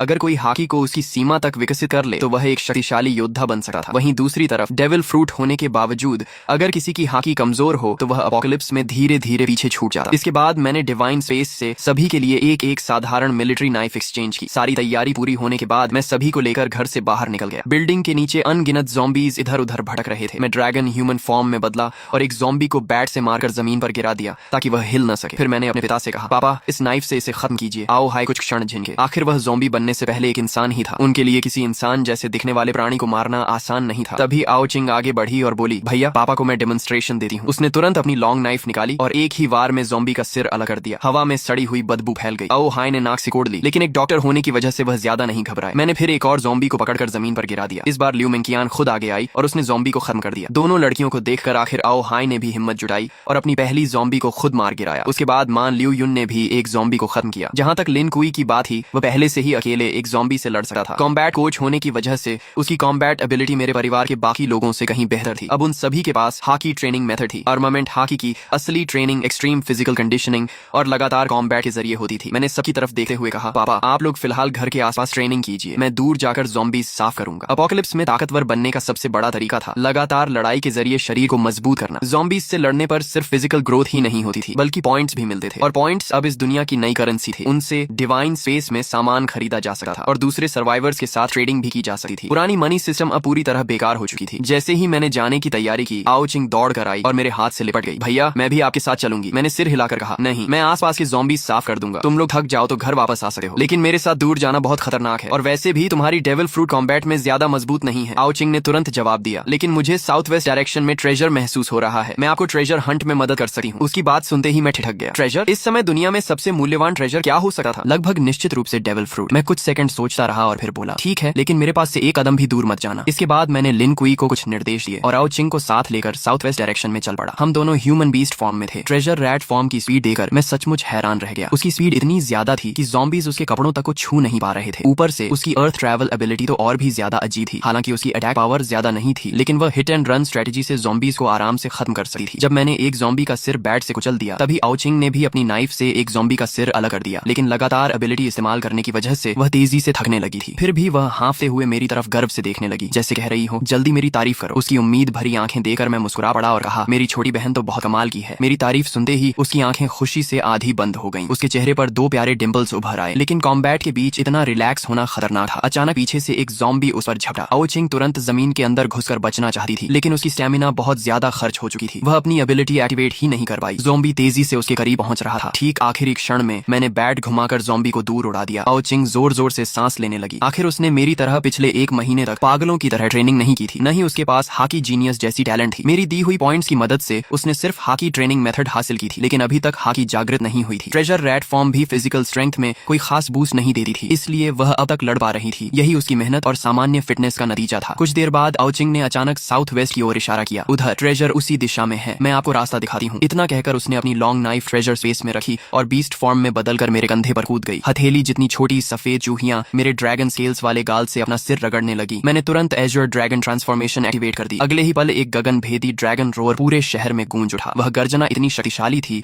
कि आसपास की बिल्डिंग्स में छिपे हुए सभी लोग चौंक गए। लोग खिड़कियों और बैल्कनीज से बाहर झांकने लगे और फिर उन्होंने एक अविश्वसनीय दृश्य देखा। एक विशाल एज़्योर ड्रैगन बादलों और धुंध पर कदम रखते हुए आसमान की ओर उड़ रहा था और कुछ ही क्षणों में बादलों के समुद्र के भीतर गायब हो गया। अगर एज़्योर ड्रैगन बॉस हमारे बीएन सिटी तक आ ही गए हैं, तो क्या वह पूरे शहर के ज़ॉम्बीज साफ कर देंगे? किसी ने आसमान में उड़ते एज़्योर ड्रैगन का वीडियो रिकॉर्ड करके डिवाइन स्पेस के कम्युनिकेशन चैनल पर अपलोड कर दिया। जो लोग ज़ॉम्बीज से लड़ने की हिम्मत नहीं जुटा पा रहे थे, वे अपने घरों में छिपे हुए थे और डिवाइन स्पेस के जरिए दुनिया भर के सर्वाइवर्स से बातचीत कर रहे थे। दूसरी तरफ मैं आओ चिंग के बताए हुए डायरेक्शन में उड़ता हुआ तेजी से आगे बढ़ रहा था। ट्रेजर रेड फॉर्म में बदली आओ चिंग बार बार अपनी छोटी नाक फड़काकर ट्रेजर की दिशा महसूस कर रही थी। जैसे जैसे हम ट्रेजर के करीब पहुंचते गए, उसकी फीलिंग और मजबूत होती गई। जल्द ही हम एक घने जंगल के ऊपर पहुंच गए। मैं आसमान से नीचे उतरा और ह्यूमन बीस्ट फॉर्म में बदल गया। फिर हम दोनों तेजी से जंगल के अंदर दौड़ पड़े। यहाँ इंसान बहुत कम थे और ज़ॉम्बीज भी मुश्किल से 2-4 दिखाई दे रहे थे। रास्ते में मिले ज़ॉम्बीज को मैंने आसानी से खत्म कर दिया। तभी अचानक आओ चिंग जोर से चिल्लाई। एक बड़े पाइन ट्री के नीचे एक बदसूरत और चालाक चेहरे वाला आदमी खड़ा था। उसके हाथ में एक लाल रंग का सितारे के आकार का डेविल फ्रूट था। उसके चेहरे पर पागलों जैसी खुशी थी। वह शहर से जान बचाकर भागा था और सोचा था कि सुनसान जंगल में छिप जाएगा, लेकिन यहाँ उसे डेविल फ्रूट मिल गया था। वह वन पीस का फैन नहीं था, इसलिए फ्रूट को पहचान नहीं पाया, लेकिन डिवाइन स्पेस के फोरम से उसे इतना पता था कि कोई भी डेविल फ्रूट बेहद कीमती ट्रेजर होती है। वह फ्रूट को देखते हुए हंस पड़ा। लगता है किस्मत आखिरकार वांग देफा पर मेहरबान हो गई। इतना कहकर उसने अपने पीले दांतों वाला मुंह खोला और फ्रूट को खाने ही वाला था। मेरा और आओ चिंग का चेहरा तुरंत बदल गया। अब उसे रोकने के लिए हमारे पास समय नहीं था। मैंने बिना सोचे एक गर्म फायर ब्रेथ उसकी तरफ फेंक दी। अगले ही पल वह आदमी आग में घिर गया। मैं और आओ चिंग तुरंत दौड़कर वहां पहुंचे। राख के बीच डेविल फ्रूट बिल्कुल सुरक्षित पड़ी थी। मैंने राहत की सांस ली और उसे उठा लिया। अपोकलिप्स का एक जीवन जीने के बाद मेरे अंदर पहले जैसी दया नहीं बची थी, लेकिन आओ चिंग के चेहरे पर असहजता साफ दिखाई दे रही थी। उसकी परवरिश ऐसी नहीं थी कि वह किसी को मरते हुए देखकर सहज रह सके। मैंने शांत स्वर में कहा, इस दुनिया में ताकत ही नियम है। अगर हमारे पास शक्ति नहीं होती और किसी को हमारे डेविल फ्रूट का पता चल जाता तो हमारा भी यही हाल होता। आओ चिंग ने धीरे से सिर हिलाया। अपोकलिप्स को अभी सिर्फ 2 दिन हुए थे, लेकिन डिवाइन स्पेस के फोरम पर उसने इंसानी लालच और क्रूरता के कई उदाहरण देख लिए थे। वह मेरी बात समझती थी, लेकिन उसके दिल में अभी भी थोड़ा अपराध बोध था। वह चुपचाप मेरा हाथ पकड़कर खड़ी रही। फिर हम दोनों ने उस डेविल फ्रूट को गौर से देखा। वह लाल रंग का हार्ट शेप्ड फ्रूट था, जिस पर काले घुमावदार पैटर्न्स बने हुए थे। वन पीस फैंस होने के कारण हम दोनों ने उसे तुरंत पहचान लिया। ये वन पीस की सबसे कीमती फ्रूट्स में से एक थी। निका फ्रूट की तरह इसकी कीमत भी 50 अरब बेली मानी जाती थी। ये थी ऑप फ्रूट, लॉ की प्रसिद्ध सर्जरी फ्रूट। मेरे पिछले जीवन में इस फ्रूट का यूजर एक बेहद मशहूर और शक्तिशाली व्यक्ति था, लेकिन वह ताकतवर व्यक्ति और ये घटिया आदमी एक दूसरे से बिल्कुल अलग थे। साफ था कि इस आदमी ने फ्रूट खाने के बाद ज्यादा समय तक जीवित नहीं रहा होगा। उसकी मौत के बाद फ्रूट फिर से दुनिया में कहीं और रिस्पॉन हुई होगी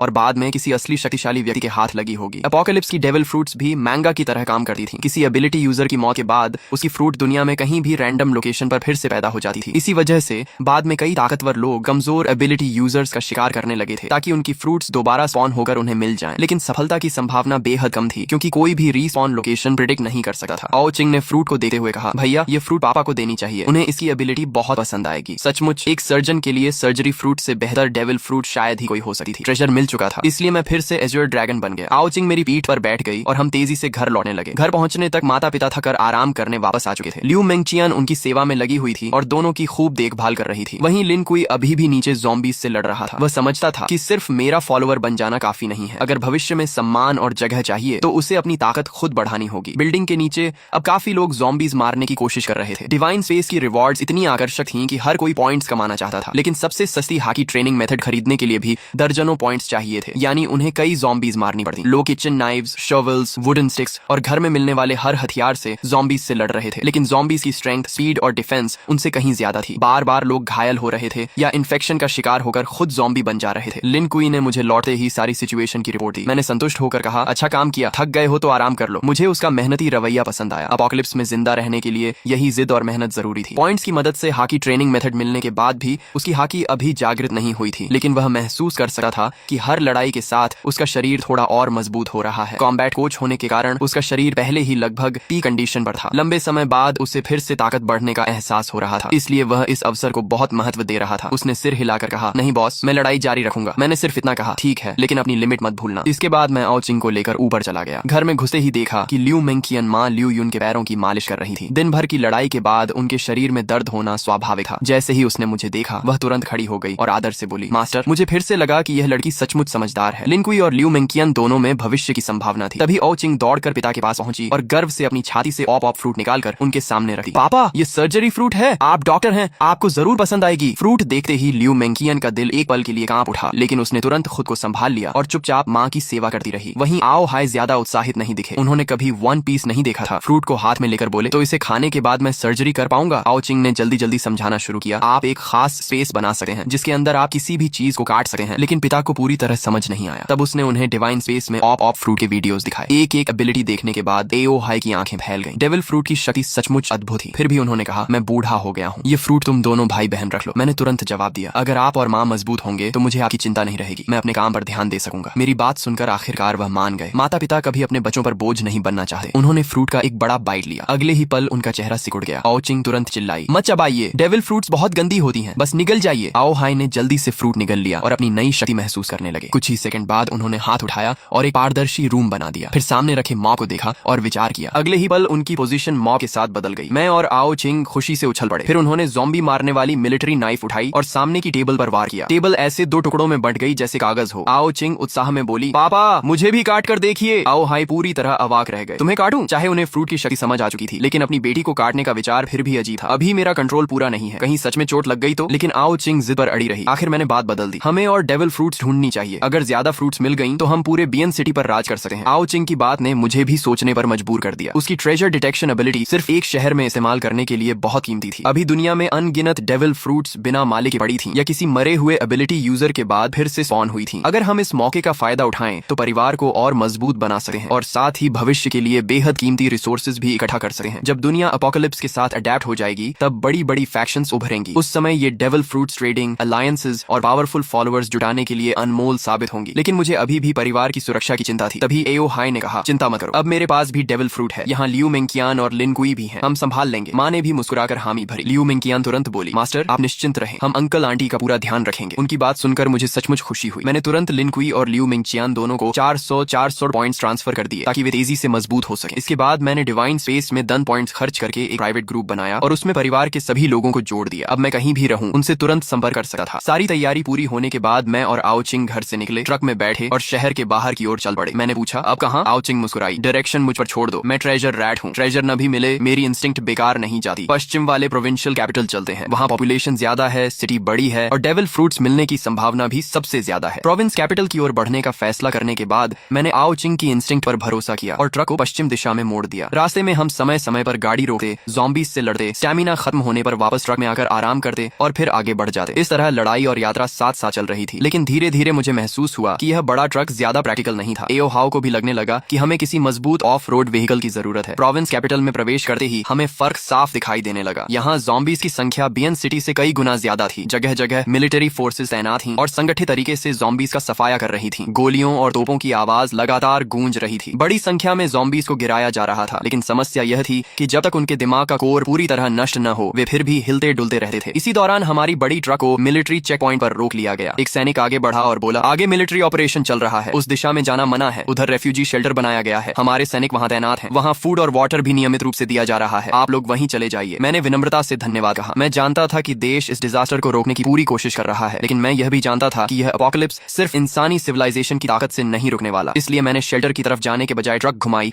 और दूसरा रास्ता पकड़ लिया। फिलहाल हमारे पास दुनिया को बचाने की ताकत नहीं थी। हम वापस एक पुराने क्रॉस रोड तक पहुंचे और फिर उत्तर दिशा में लगभग 7-8 किलोमीटर चलने के बाद दोबारा पश्चिम की ओर मुड़ गए। इस इलाके में मिलिट्री कंट्रोल नहीं था, इसलिए ज़ॉम्बीज अभी भी हर जगह फैले हुए थे। कभी कभी किसी बिल्डिंग के बाहर सर्वाइवर्स ज़ॉम्बीज से लड़ते दिखाई देते। वे किसी तरह कुछ ज़ॉम्बीज मारते, फिर तुरंत बिल्डिंग के अंदर लौट जाते, आराम करते और बाद में फिर बाहर आकर पॉइंट्स कमाने की कोशिश करते। हर कोई एपोकलिप्स में जिंदा रहने के लिए अपनी अपनी पूरी कोशिश कर रहा था। लेकिन उसी दौरान मेरी नजर एक और चीज पर पड़ी जिसने मेरा ध्यान खींच लिया। ये एक शानदार ऑफ रोड व्हीकल थी, सिविलियन वर्जन की आर्मर्ड व्हीकल जैसी मजबूत और भारी। इसमें मिलिट्री टारगेटिंग सिस्टम जैसी सुविधाएं नहीं थी, लेकिन बाकी हर चीज मौजूद थी। ये लगभग वही व्हीकल थी जिसकी मुझे तलाश थी। इस समय एक युवा उस व्हीकल के अंदर छिपा हुआ था। उसने डोर में एक छोटा सा होल बना रखा था और वहीं से एक लंबा स्फीयर बाहर निकालकर ज़ॉम्बीज पर हमला कर रहा था। हालांकि उसके लिए ज़ॉम्बी के सिर पर वार करना आसान नहीं था, लेकिन धीरे धीरे वह कुछ ज़ॉम्बीज मारने में सफल हो जाता था। मैंने अपनी ट्रक उस डोंगफंग मेंगशी व्हीकल के पास रोक दी। फिर मैं और आओचिंग नीचे उतरे। मैं ड्रैगन ह्यूमन फॉर्म में बदल गया और अपनी भारी बेसबॉल बैट घुमाते हुए आगे बढ़ा। ये बैट इतनी उपयोगी थी कि पॉइंट्स होने के बावजूद मैंने अब तक कोई स्पेशल वेपन एक्सचेंज नहीं किया था। दूसरी तरफ व्हीकल के अंदर छिपा युवक घबरा गया। उसने देखा कि उसके पास अचानक एक ट्रक आकर रुकी है। उसके दिल की धड़कन तेज हो गई। हे भगवान, एजर ड्रैगन बॉस, क्या एजर ड्रैगन बॉस भी मेरी गाड़ी लूटने आए हैं? वह अंदर बैठा बैठा तरह तरह की बातें सोचने लगा। लेकिन कुछ ही मिनटों में मैंने आसपास के सभी ज़ॉम्बीज खत्म कर दिए और उसकी व्हीकल की विंडो पर नॉक किया। युवक ने सावधानी से डोर खोला। उसे पता था कि अगर एज्योर ड्रैगन बॉस सच में उसकी व्हीकल चाहते तो उसे रोकने की कोई ताकत उसके पास नहीं थी, इसलिए सहयोग करना ही बेहतर था। मैंने सीधे कहा, एक ट्रक, आधा कंटेनर डीजल और बदले में मुझे तुम्हारी ये व्हीकल चाहिए। युवक कुछ सेकंड तक मुझे घूरता रहा। उसके चेहरे पर हैरानी साफ दिखाई दे रही थी। एक ट्रक और आधा कंटेनर डीजल मेरी मेंगशी के बदले? उसने मन ही मन सोचा कि मैं शायद उसकी व्हीकल सीधे छीन लूंगा, लेकिन मैं तो बाकायदा एक्सचेंज की बात कर रहा था। उसने जल्दी ही हिसाब लगा लिया। वैसे भी व्हीकल बदलने के बाद ट्रक उसके किसी काम की नहीं रहने वाली थी और इतना डीजल वह अकेले इस्तेमाल भी नहीं कर सकता था। लेकिन फिर उसे मेरी असली योजना समझ में आ गई। मैं असल में बहुत कम कीमत देकर एक बेहतरीन व्हीकल लेना चाहता था। अचानक उसने मुस्कुराकर कहा, बॉस, मुझे ट्रक नहीं चाहिए, डीजल भी नहीं चाहिए, मैं आपको व्हीकल फ्री में दे देता हूँ। मैं थोड़ा चौंका। फिर तुम्हें क्या चाहिए? युवक ने बिना झिझक जवाब दिया, बस मुझे अपने साथ ले चलिए। पिछले 2 दिनों में उसने एपोकलिप्स की असली भयावहता देख ली थी। अब उसके सामने एज्योर ड्रैगन जैसा ताकतवर व्यक्ति खड़ा था। अगर अभी उसने इस मौके को गंवा दिया तो शायद फिर कभी ऐसा अवसर नहीं मिलेगा। उसे साफ दिख रहा था कि यह एक ऐसी जांग है जिसे पकड़ना ही होगा। उसकी मोटी चमड़ी देखकर मैं कुछ पल के लिए निरुत्तर रह गया। यह आदमी सचमुच बेशर्म था। मैंने सिर हिलाया और कहा, मुझे अभी कुछ जरूरी काम है, मैं तुम्हें साथ नहीं ले जा सकता। युवक का चेहरा तुरंत उतर गया, लेकिन मैंने आगे कहा, ऐसा करते हैं, मैं तुम्हें 30 पॉइंट्स देता हूँ, इससे तुम 3 colour hockey training method exchange कर सकते हो। बाकी का रास्ता तुम्हें खुद तय करना होगा। युवक की आंखें चमक उठी। बॉस, उसकी आवाज भावुक हो गई। आखिर एपोकलिप्स में शुरुआती 30 पॉइंट्स किसी खजाने से कम नहीं थे। मुझे साथ ले चलो ना, मैंने विल्डरनेस सर्वाइवल सीखी है, मैं बहुत सारे काम कर सकता हूँ, मुझे साथ ले चलो ना, मुझे साथ ले चलो ना। वह एपोकलिप्स एंथुसियास्ट था। उसने खास तौर पर यह मोटी सिविलियन आर्मर्ड व्हीकल बनवाई थी और पूरा सर्वाइवल इक्विपमेंट सेट भी तैयार किया था। देखिए, ये गाड़ी मैंने खुद कस्टम बनवाई है और ये सारे उपकरण भी मैंने ही तैयार किए हैं। मैं सच में बहुत काम आ सकता हूँ, लेकिन मुझे अभी अपने काम करने हैं, इसलिए तुम्हें साथ ले जाना संभव नहीं है। हाँ, मैं तुम्हारे विला के सारे ज़ॉम्बी साफ कर सकता हूँ और तुम्हारे पास जो 30 से ज्यादा पॉइंट्स हैं उनसे तुम हॉकी ट्रेनिंग मेथड खरीद सकते हो और धीरे धीरे खुद भी मजबूत बन सकते हो। भले ही उसका मकसद पूरा नहीं हुआ, लेकिन हॉकी ट्रेनिंग मेथड मिलना भी कम नहीं था। कम से कम अब उसके पास इस एपोकलिप्स में सचमुच जिंदा रहने का सहारा था। मैं और आओचिंग उसके साथ उसके विला में गए और उसके ज़ॉम्बी बन चुके परिवार वालों और पालतू कुत्ते को खत्म कर दिया। अच्छी तरह ट्रेनिंग करना, एक दिन तुम भी एपोकलिप्स पावर हाउस बन सकते हो। बॉस, मेरा नाम लिन तियान है, क्या आप अपना नाम बता सकते हैं? अगर मैं आपको ढूंढना चाहूँ तो कहाँ आऊँ? उसकी जिद देकर मैंने सोचा बताने में कोई नुकसान नहीं। अगर इस आदमी में सचमुच टैलेंट हुआ तो भविष्य में इसे अपने साथ लिया जा सकता है। मेरा नाम आओ हाव है, मेरा घर बयान शहर में है। अगर तुम पैदल चलकर बयान शहर पहुंच गए तो मैं तुम्हें अपने साथ रखने पर विचार करूंगा। आओ हाव, सिर्फ पैदल बयान शहर पहुंचना है ना? मैं जरूर पहुंचूंगा। असल में सिर्फ जॉम्बी मारने से कोई फायदा नहीं होता, चाहे उनका सिर काट दो, लेकिन मरे हुए जॉम्बी बाद में दूसरे जॉम्बी खा जाते हैं और उनसे एवोल्यूशन शुरू हो जाती है। अगर जॉम्बियों को पूरी तरह खत्म करना है तो उनकी लाशों को आग लगाकर पूरी तरह जला देना होगा। लेकिन जब जॉम्बी की लाशें जलती हैं तो उनके शरीर में जमा वायरस हवा में फैल जाता है, जिससे हवा में वायरस की मात्रा और बढ़ जाती है और कमजोर लोगों के संक्रमित होने की संभावना भी बढ़ जाती है। इतना ही नहीं, ऊंचे तापमान पर वायरस और भी ज्यादा ताकतवर हो जाता है। ये सचमुच एक दुविधा है। इसका एकमात्र समाधान हाकी कल्टीवेशन है। हाकी असल में शरीर को चरम सीमा तक मजबूत करने की प्रक्रिया है। जब शरीर पर्याप्त मजबूत हो जाए तब इंसान जॉम्बी, वायरस और जॉम्बियों दोनों से नहीं डरता। बाकी सारे तरीके सिर्फ अस्थायी समाधान है। काश तुम्हारा ट्रेजर स्पेस थोड़ा और बड़ा होता तो हम सारा डीजल अपने साथ ले जा सकते थे। अभी ईंधन सीमित है, इसलिए हमारी खोज का दायरा भी सीमित है। तुम्हें लगता है मैं नहीं चाहती? डेविल फ्रूट एबिलिटी डेवलपमेंट इतना आसान नहीं होता। और हाँ, ये जंक फूड कम खाया करो। थक जाओ तो डिवाइन स्पेस शॉप से एक वाटर मीट खरीद लेना, उससे ताकत जल्दी वापस आती है। यह सुनकर मैं तुरंत उत्साहित हो गया। जैसे ही सुना कि आगे कोई खजाना है, मैंने रास्ते में जॉम्बी मारना लगभग बंद कर दिया और पूरी स्पीड से आओ शिंग द्वारा बताए गए दिशा में बढ़ने लगा। लेकिन जब हम आखिरकार वहां पहुंचे तो पता चला कि मामला आसान नहीं है। वहां एक फैक्ट्री थी जिसके चारों तरफ लोहे की जाली लगी हुई थी। बाहर बहुत सारी मशीनें और टूटी फूटी मेज कुर्सियां जमा करके बैरिकेड बनाया गया था ताकि जॉम्बी अंदर न घुस सके। बैरिकेड के पीछे लोगों ने फैक्ट्री के औजारों से लंबे डंडों वाले हथियार तैयार किए थे, जिनसे वे बैरिकेड तोड़ने की कोशिश करने वाले जॉम्बियों को मार रहे थे। फैक्ट्री के अंदर भी काफी लोग लगातार गश्त कर रहे थे ताकि कोई जॉम्बी अंदर न घुस पाए। अगर कोई जॉम्बी जाली पर चढ़ने की कोशिश करता तो तुरंत कोई लंबा भाला लेकर उसे नीचे गिरा देता। यह जगह अब एक शुरुआती सेफ बेस बन चुकी थी और इससे साफ था कि यहाँ का नेतृत्व करने वाले लोग साधारण नहीं है। तुम गाड़ी में ही रहना, बाहर बहुत ज्यादा जॉम्बी हैं। ये तुम्हारे ट्रेनिंग के लिए सही जगह नहीं है। भैया, आप भी सावधान रहना। ये लड़का पागल है, देखते जाओ कैसे जॉम्बी इसे फाड़ डालेंगे। हाँ, ये 3 सेकंड भी नहीं टिकेगा। आसपास के सारे जॉम्बी मेरी तरफ आकर्षित हो गए, लेकिन मैंने फिर भी ड्रैगन ट्रांसफॉर्मेशन नहीं की, क्योंकि अब मैं कॉपर स्किन रेल्म तक पहुंच चुका था। मेरी पहले से अच्छी शारीरिक क्षमता और 1 महीने की कठोर ट्रेनिंग ने मुझे बेहद मजबूत आधार दिया था। ऊपर से मेरे पास हाकी जीनियस टैलेंट था, जिससे मैं सीधे हाकी जागृत कर चुका था। साथ ही मेरी ट्रेनिंग स्पीड दोगुनी थी और पैसिव ग्रोथ भी लगातार चल रही थी। इसी वजह से एपोकलिप्स के दूसरे ही दिन मैं कॉपर स्किन रेल्म तक पहुंच गया था। कॉपर स्किन रेल्म का मतलब सचमुच त्वचा का तांबा बन जाना नहीं होता। यह शरीर की बाहरी परत को मजबूत करने का पहला चरण होता है। जब त्वचा मजबूत हो जाती है तो शरीर को लगने वाले झटकों और हमलों का असर काफी कम हो जाता है। इसी के साथ ताकत, रक्षा, गति और रिकवरी भी बढ़ जाती है। एज यूर ड्रैगन फ्रूट मुझे बिना ट्रांसफॉर्म हुए भी अतिरिक्त शारीरिक शक्ति देता था, इसलिए मैं इंसानी रूप में भी आसानी से जॉम्बियों को मार सकता था और बिना क्षमता इस्तेमाल किए लड़ने से हाकी की ग्रोथ और तेज होती थी। उस गाड़ी को मैं पहचानता हूँ, वह डोंगफेंग मेंगशी आर्मर्ड व्हीकल है। वह आदमी आसानी से इस इलाके से निकल सकता था, लेकिन जानबूझकर हमारी बेस के सामने गाड़ी रोकर खड़ा है। जरूर उसकी नजर हमारी बेस पर है। क्या वह हमारी बेस छीनना चाहता है? क्या हमें लाओ झांग को बताना चाहिए? बॉस, बाहर एक बहुत बड़ा एक्सपर्ट आया है। उसने अकेले 100 से ज्यादा जॉम्बी मार दिए हैं और उसकी डोंगफेंग मेंगशी भी हमारी बेस के बाहर खड़ी है। सबको लगता है कि उसकी नजर हमारी बेस पर है। सचमुच बहुत खतरनाक इंसान है। जिस आसानी से वह जॉम्बी मार रहा है,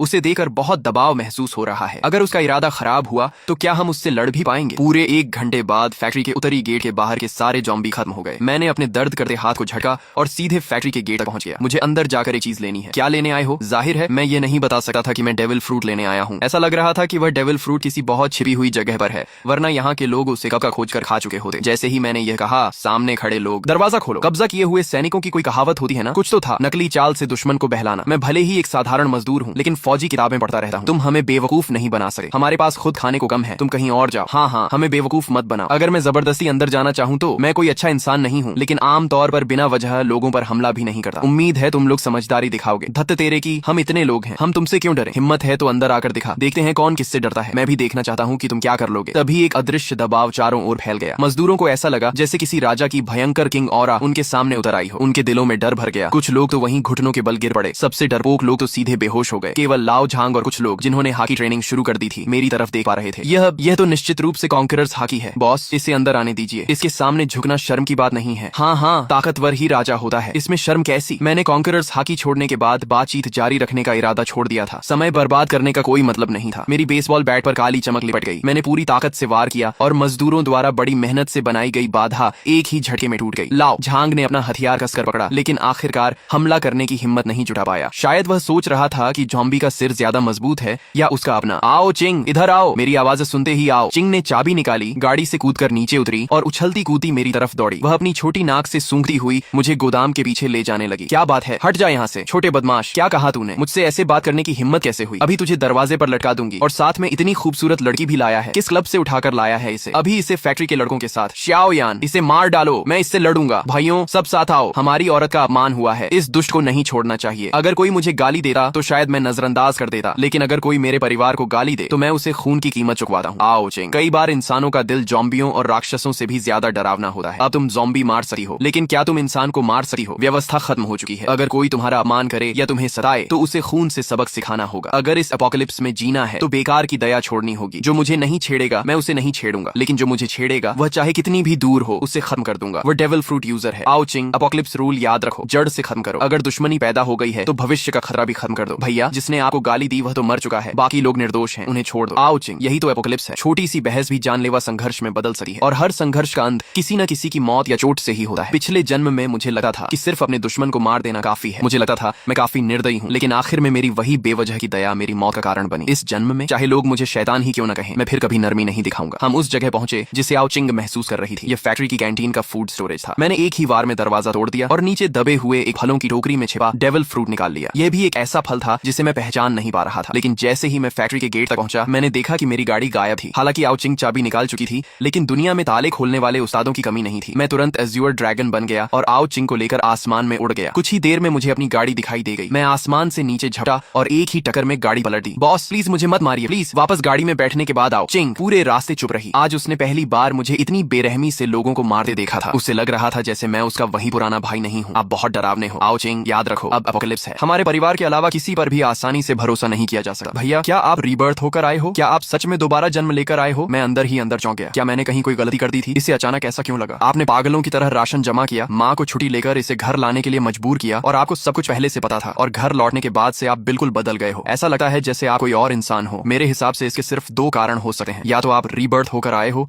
या फिर किसी और आत्मा ने आपका शरीर ले लिया है। आखिरी बात कहते समय उसकी आवाज कांपने लगी। वह मेरी तरफ देखने से भी डर रही थी। उसे डर था कि उसका भाई अब वही इंसान नहीं रहा। अरे ओ पगली, मुझे पता था मैं तुम्हें कभी नहीं छोड़ूंगा। भैया पिछले जन्म में आपकी मौत कैसे हुई थी? क्या मैं वहाँ भी इतनी ताकतवर थी? और मम्मी पापा कैसे थे? तुम सब मर गए थे। जिसने भी तुम्हें नुकसान पहुंचाया था मैं उसे टुकड़े टुकड़े कर देना चाहता था। फैक्ट्री छोड़ने के बाद हम पश्चिम की ओर बढ़ते रहे। रास्ते में जहाँ भी ज़ॉम्बियों के झुंड मिलते हम उतरकर उनसे लड़ते। हाकी को मजबूत करने के लिए मैंने एज़्योर ड्रैगन पावर का इस्तेमाल लगभग बंद कर दिया था। आओ चिंग अभी तक हाकी अवेकनिंग नहीं कर पाई थी, इसलिए उसकी ताकत कम थी, लेकिन ट्रेजर माउस फॉर्म की स्पीड के सहारे वह भी आराम से ज़ॉम्बियों से लड़ लेती थी। इस तरह हम लगातार 3 दिन पश्चिम की ओर बढ़ते रहे। 3 दिनों में हमें एक भी नया डेविल फ्रूट नहीं मिला। इससे आओ चिंग का उत्साह थोड़ा कम हो गया। उसे तो लगने लगा कि शायद उसकी क्षमता में ही कोई समस्या है, लेकिन मैंने उसे बताया कि यही सामान्य बात है। पिछले जन्म में जब मैं दूसरे चरण तक जिंदा था तब एक बड़ी शक्ति द्वारा किए गए आंकड़ों के अनुसार दुनिया में कुल मिलाकर सिर्फ 10,000 से थोड़ा अधिक अलग अलग एबिलिटी यूजर्स पाए गए थे। भैया हमें उस दिशा में जाना चाहिए। आओ। चिंग ने सड़क किनारे निकलने वाले एक छोटे रास्ते की ओर इशारा किया। मैंने नक्शा देखा और हैरान रह गया। वह रास्ता सीधे पहाड़ों के अंदर जाता था। पिछले जन्म में भी कई लोग पहाड़ों में छिप गए थे। वे इंसानों की भीड़ से तो बच गए, लेकिन मजबूत बनने का मौका खो बैठे और अंत में जंगलों में मारे गए। मुझे लगा है वहाँ कुछ अच्छा मिलेगा। आओ चिंग खुद भी पूरी तरह आश्वस्त नहीं थी, क्योंकि इंट्यूशन जैसी चीज पर भरोसा करना मुश्किल था, लेकिन मुझे उस पर भरोसा था। इसीलिए मैंने गाड़ी सीधे पहाड़ों की ओर मोड़ दी। रास्ते में कोई जंबी नहीं था, इसीलिए गाड़ी पूरी रफ्तार से दौड़ने लगी। आओ चिंग आगे पैर हिलाते हुए बैठी थी, स्नैक्स खा रही थी और डिवाइन स्पेस फोरम में वीडियो पोस्ट देख रही थी। भैया अभी मैंने एक पोस्ट देखी, कोई आदमी रो रहा था कि उसे डेविल फ्रूट नहीं मिला। अरे अरे ये चेहरा क्यों बना रहे हो? पता है वह आदमी कौन है? वह खुद वेइतियान था। शायद बेचारा लेखक गुस्से से फट ही गया होगा। मुझे याद आया कि पिछले जन्म में भी उसका कोई खास नाम नहीं बना था। भले ही दुनिया उसी की बनाई कहानी जैसी हो गई थी, लेकिन अब उसका मूल लेखक से कोई खास संबंध नहीं बचा था। धीरे धीरे शाम होने लगी। मैंने तय किया कि आज रात सड़क किनारे ही रुकेंगे। जैसे ही हमने एक पहाड़ी मोड़ पार किया सामने दूर रोशनी दिखाई दी। रोशनी का मतलब था कि वहाँ इंसान मौजूद हैं, लेकिन एपोकलिप्स में सबसे कम भरोसेमंद चीज इंसान ही होते हैं। मैं निर्दयी जरूर था, लेकिन बेगुनाह लोगों को यूं ही नुकसान पहुंचाने वाला नहीं था। फिर भी इंसानों का दिल पढ़ना मुश्किल होता है। किसी अजनबी के यहाँ रुकना बहुत खतरनाक था, इसलिए मैंने सड़क किनारे ही गाड़ी रोक दी। वहाँ की रोशनी का थोड़ा फायदा लेते हुए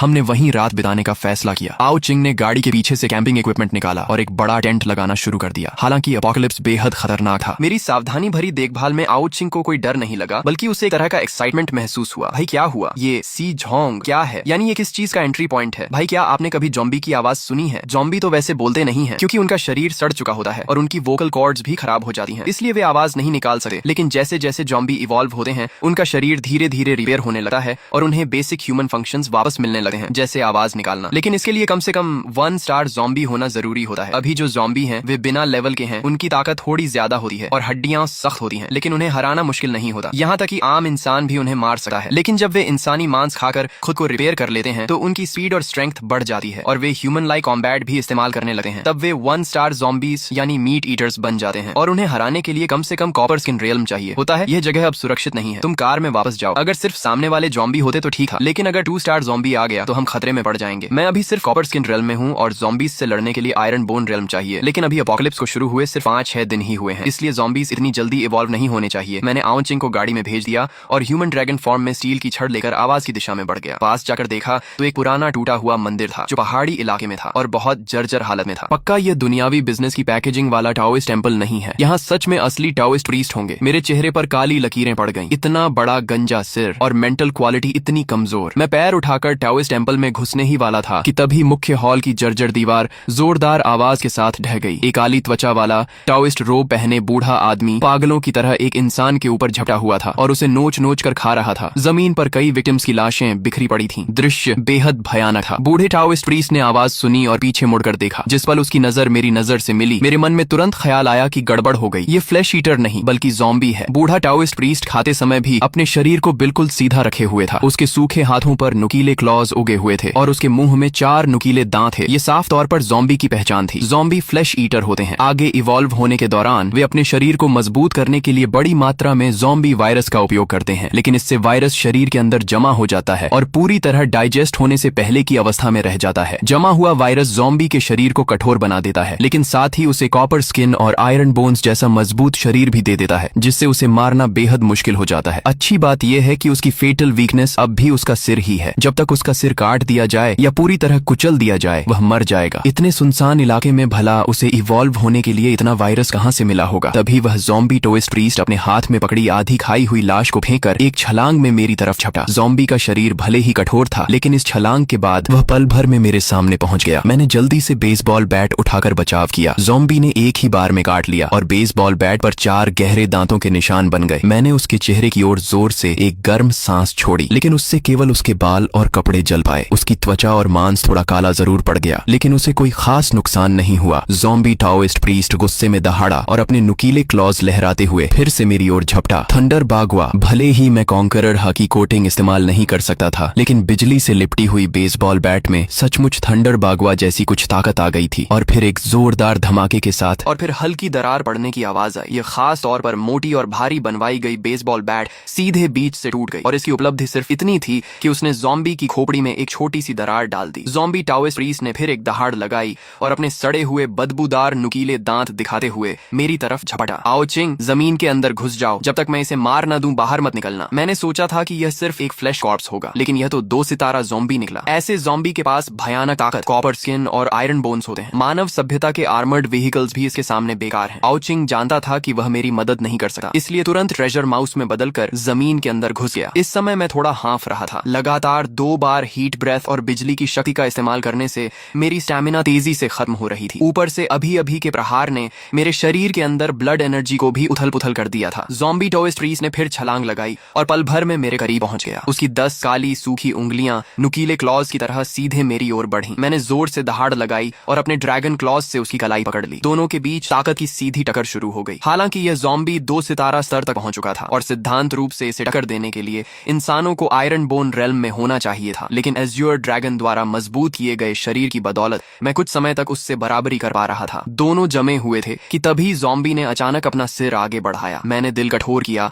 और अपना सिर नीचे झुकाकर अपने सिर पर मौजूद ड्रैगन हॉर्न से उसके माथे पर वार कर दिया। ड्रैगन हॉर्न बेहद नुकीला था और सीधे उसकी आंख के गड्ढे में घुस गया। ज़ॉम्बी दर्द से दहाड़ उठा। उसका सिर बुरी तरह घायल हो गया। अगर कोई सामान्य जीव होता तो इसी वार से मर जाता, लेकिन ज़ॉम्बी अलग था। उसकी खोपड़ी बेहद मजबूत थी। उसने अपना सिर ड्रैगन हॉर्न से खींचकर बाहर निकाला और फिर एक और दहाड़ लगाई। तभी उसकी दोनों भुजाएं हल्की सी मुड़ गईं। मेरी आंख फड़क उठी। ज़ॉम्बी के शरीर के कठोर होने का कारण उसके अंदर जमा ज़ॉम्बी वायरस था। जब वह इन वायरस को पूरी तरह अब्सॉर्ब और फ्यूज कर लेता है तो उसके शरीर की फ्लेक्सिबिलिटी वापस आ जाती है। अभी उसकी भुजाओं का मुड़ना इस बात का संकेत था कि वह वायरस को तेजी से अब्सॉर्ब कर रहा है। अब और देर करना खतरनाक था। मैंने जोरदार दहाड़ लगाई और उसकी भुजाएं झटकर खुद को मुक्त किया। फिर एज़्योर ड्रैगन में बदलकर आसमान में उड़ गया। मेरी ड्रैगन टेल बिजली की तेजी से नीचे गिरी और ज़ॉम्बी को जोरदार झटका दिया। उसी समय एक थंडरबोल्ट भी उस पर गिरा, जिससे उसका शरीर और अधिक झुलस गया। चाहे उसके पास कॉपर स्किन और आयरन बोन्स थे, फिर भी उसके शरीर पर अनगिनत घाव बन गए। Wind and cloud surge. Azure dragon नीचे झपटा और अपने ड्रैगन क्लॉज से ज़ॉम्बी की दोनों भुजाएं पकड़ पकड़कर उसे हवा में उठा लिया। तेज हवाओं से उसका संतुलन बिगड़ चुका था और वह ताकत नहीं लगा पा रहा था। मैं उसे सीधे आसमान में ले गया। मैंने दहाड़ लगाई और पूरी शक्ति से ड्रैगन क्लॉज दबाए उसे दो हिस्सों में फाड़ने की कोशिश की, लेकिन ज़ॉम्बी भी अंदर की ओर पूरी ताकत लगा रहा था। मैं उसे फाड़ नहीं पाया। मेरा रेल्म अभी भी बहुत कम था। एज्योर ड्रैगन बनने के बाद मैं उसे दबा तो सकता था, लेकिन मारना आसान नहीं था और सिर्फ कुछ ही पलों में मुझे थकान महसूस होने लगी। अगर मैं सिर्फ ड्रैगन फॉर्म में उड़ता रहता तो और देर तक टिक सकता था, लेकिन लड़ाई में मेरी शक्ति तेजी से खत्म हो रही थी। मैं फिर ऊपर उड़ा और ड्रैगन क्लॉज में जकड़े ज़ॉम्बी को पूरी ताकत से नीचे फेंक दिया। एक भयंकर धमाके के साथ उसका शरीर टाओइस्ट टेम्पल के मुख्य हॉल में जा टकराया। वह जोर से जमीन पर गिरा। उसका शरीर घावों से भर गया था, लेकिन फिर भी वह नहीं गिरा। मैं भी जमीन पर उतरा और वापस मानव रूप में आ गया, जोर जोर से सांस लेते हुए। यह पहली बार था जब मैंने एज्योर ड्रैगन फॉर्म में पूरी ताकत से लड़ाई की थी। यह सचमुच बेहद शक्तिशाली था, लेकिन मेरे वर्तमान स्तर के लिए अभी भी बहुत ज्यादा था। काइडो की ताकत इसलिए भयानक थी क्योंकि वह खुद ही एक ऐसा अस्तित्व था जो अकेले एक देश को मिटा सकता था। एज्योर ड्रैगन फ्रूट तो उसके लिए सिर्फ बोनस था, जबकि मैं पूरी तरह डेविल फ्रूट की शक्ति पर निर्भर था। इसलिए हमारी ताकत में जमीन आसमान का अंतर था। थोड़ी देर में मेरी स्टेमिना कुछ वापस आई और ज़ॉम्बी टाओइस्ट प्रीस्ट भी दोबारा खड़ा हो गया। मैंने फिर ह्यूमन बीस्ट फॉर्म धारण की और आर्मामेंट हाकी को ड्रैगन क्लॉज पर चढ़ाकर उससे लड़ाई जारी रखी। आर्मामेंट हाकी और ड्रैगन स्केल्स की दोहरी सुरक्षा ज़ॉम्बी वायरस को शरीर में घुसने से रोक सकती थी, लेकिन अगर लड़ाई ऐसे ही चलती रही तो अंत में मैं थकर मर जाऊंगा। मुझे एक हथियार चाहिए था। एक और टक्कर के बाद मैं तेजी से पीछे हटा, लेकिन अब डिवाइन स्पेस में जाकर हथियार खरीदने का समय नहीं था। आउचिंग के पास भी पर्याप्त पॉइंट्स नहीं थे। तभी मेरी नजर टूटी हुई मूर्ति के पास पड़े एक लोहे के डंडे पर पड़ी। मुझे अचानक याद आया कि यह लेईजू टेम्पल था। यह बांस की गांठों जैसा दिखने वाला लोहे का डंडा वास्तव में लेईजू की मूर्ति के हाथ में मौजूद स्टील व्हिप था। मैं तुरंत वहां दौड़ा और उसे उठा लिया। मूर्ति विशाल थी, इसलिए यह स्टील व्हिप भी सामान्य हथियारों से कहीं बड़ा और भारी था। आमतौर पर ऐसे व्हिप टाइप हथियार 80 सेंटीमीटर से ज्यादा लंबे नहीं होते, लेकिन यह लगभग 1.2 मीटर लंबा था। इसका शरीर भी ज्यादा मोटा और वजनदार था। मेरी मौजूदा ताकत के लिए यह बिल्कुल सही था। जैसे ही मैंने स्टील व्हिप उठाया,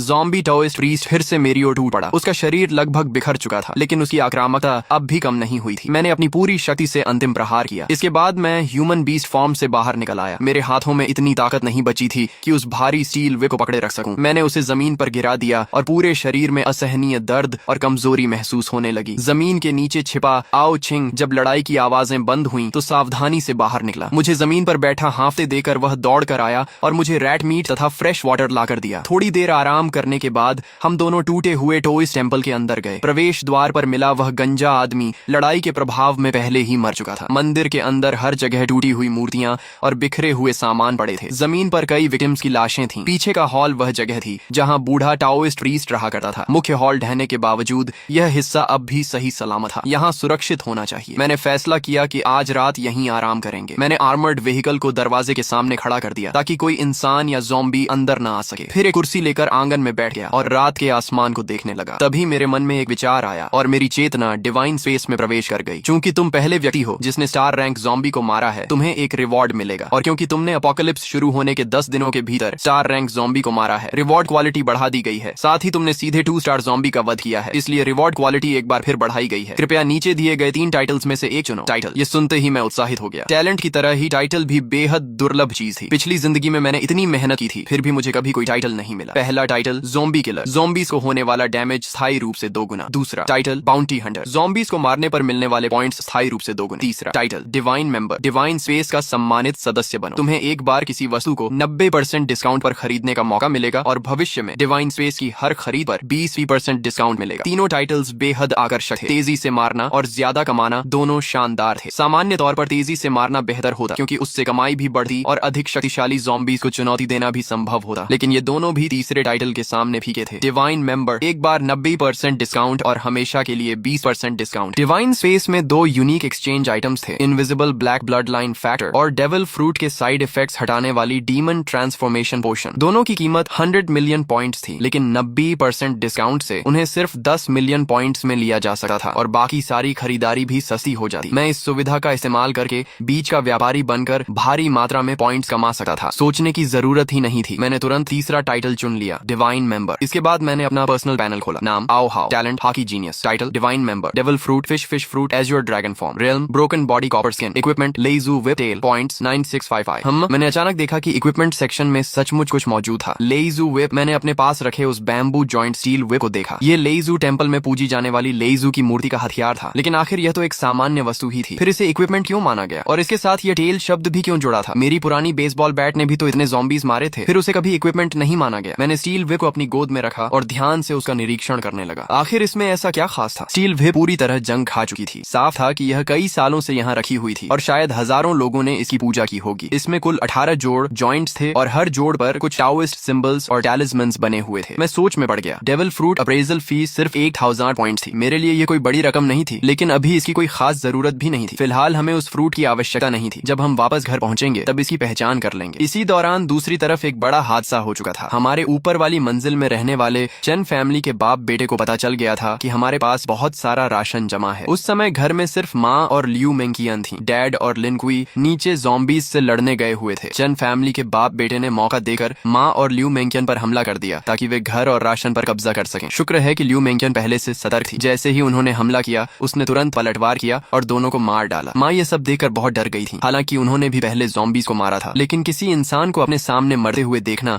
उनके लिए बिल्कुल अलग अनुभव था। जब लिनक्वी वापस लौटा और उसे पूरी बात पता चली तो वह गुस्से से आग बबूला हो गया। उसने पहले ही वादा किया था कि वह बॉस की फैमिली को किसी भी कीमत पर नुकसान नहीं होने देगा। गुस्से में उसने सीधे चैन फैमिली का दरवाजा तोड़ दिया। लिनक्वी की रूथलेसनेस देखकर मैं भी हैरान रह गया। उसने कहा कि वह लकड़ियां इकट्ठा करके सीढ़ियों को ब्लॉक कर देगा ताकि एक मजबूत डिफेंस सिस्टम बनाया जा सके। लिनक्वी पहले एक साधारण आदमी था, लेकिन एपोकलिप्स के दौरान उसके पिता एक इन्फेक्टेड ज़ोंबी द्वारा मारे गए थे। किसी तरह अपनी जान बचाकर वह अपनी गाड़ी में भाग निकला और बियॉन सिटी पहुंच गया। इसलिए अब उसे किसी रिश्तेदार या परिवार की चिंता नहीं थी। इस बीच लियू मेंकियन अपने परिवार के बारे में सोच रही थी। उसके माता पिता हमेशा कहते थे कि उसे अपने बड़े भाई की मदद करनी चाहिए। उसके भाई की शादी होने वाली थी और लड़की वालों की शर्त थी कि लड़के के पास अपना घर होना चाहिए। इसलिए लियू मेंकियन ने अभी अभी जो घर खरीदा था उसके माता पिता चाहते थे कि वह उस घर को अपने भाई के नाम ट्रांसफर कर दे। लेकिन जिस दिन वह प्रॉपर्टी ट्रांसफर करवाने जा रही थी उसी दिन एपोकलिप्स शुरू हो गया। उसने उस अफरा तफरी का फायदा उठाकर किसी तरह वहां से भागकर अपनी जान बचाई। अब उसे बिल्कुल नहीं पता था कि उसके माता पिता और भाई किस हालत में हैं, और सच कहें तो अब उसे इस बात की भी ज्यादा परवाह नहीं थी कि वे जीवित हैं या मर चुके हैं। तो भाई लोग, फिलहाल इस स्टोरी के आगे के पार्ट्स अभी तक नहीं आए हैं। जैसे ही आगे के न्यू पार्ट्स आएंगे मैं उन्हें इसी चैनल पर अपलोड कर दूंगा। अगर आपको ये स्टोरी पसंद आई हो तो वीडियो को लाइक कर दो, चैनल को सब्सक्राइब कर लो और बेल आइकॉन ऑन कर लो ताकि अगला पार्ट आते ही आपको सबसे पहले मिल सके। मिलते हैं नेक्स्ट पार्ट में।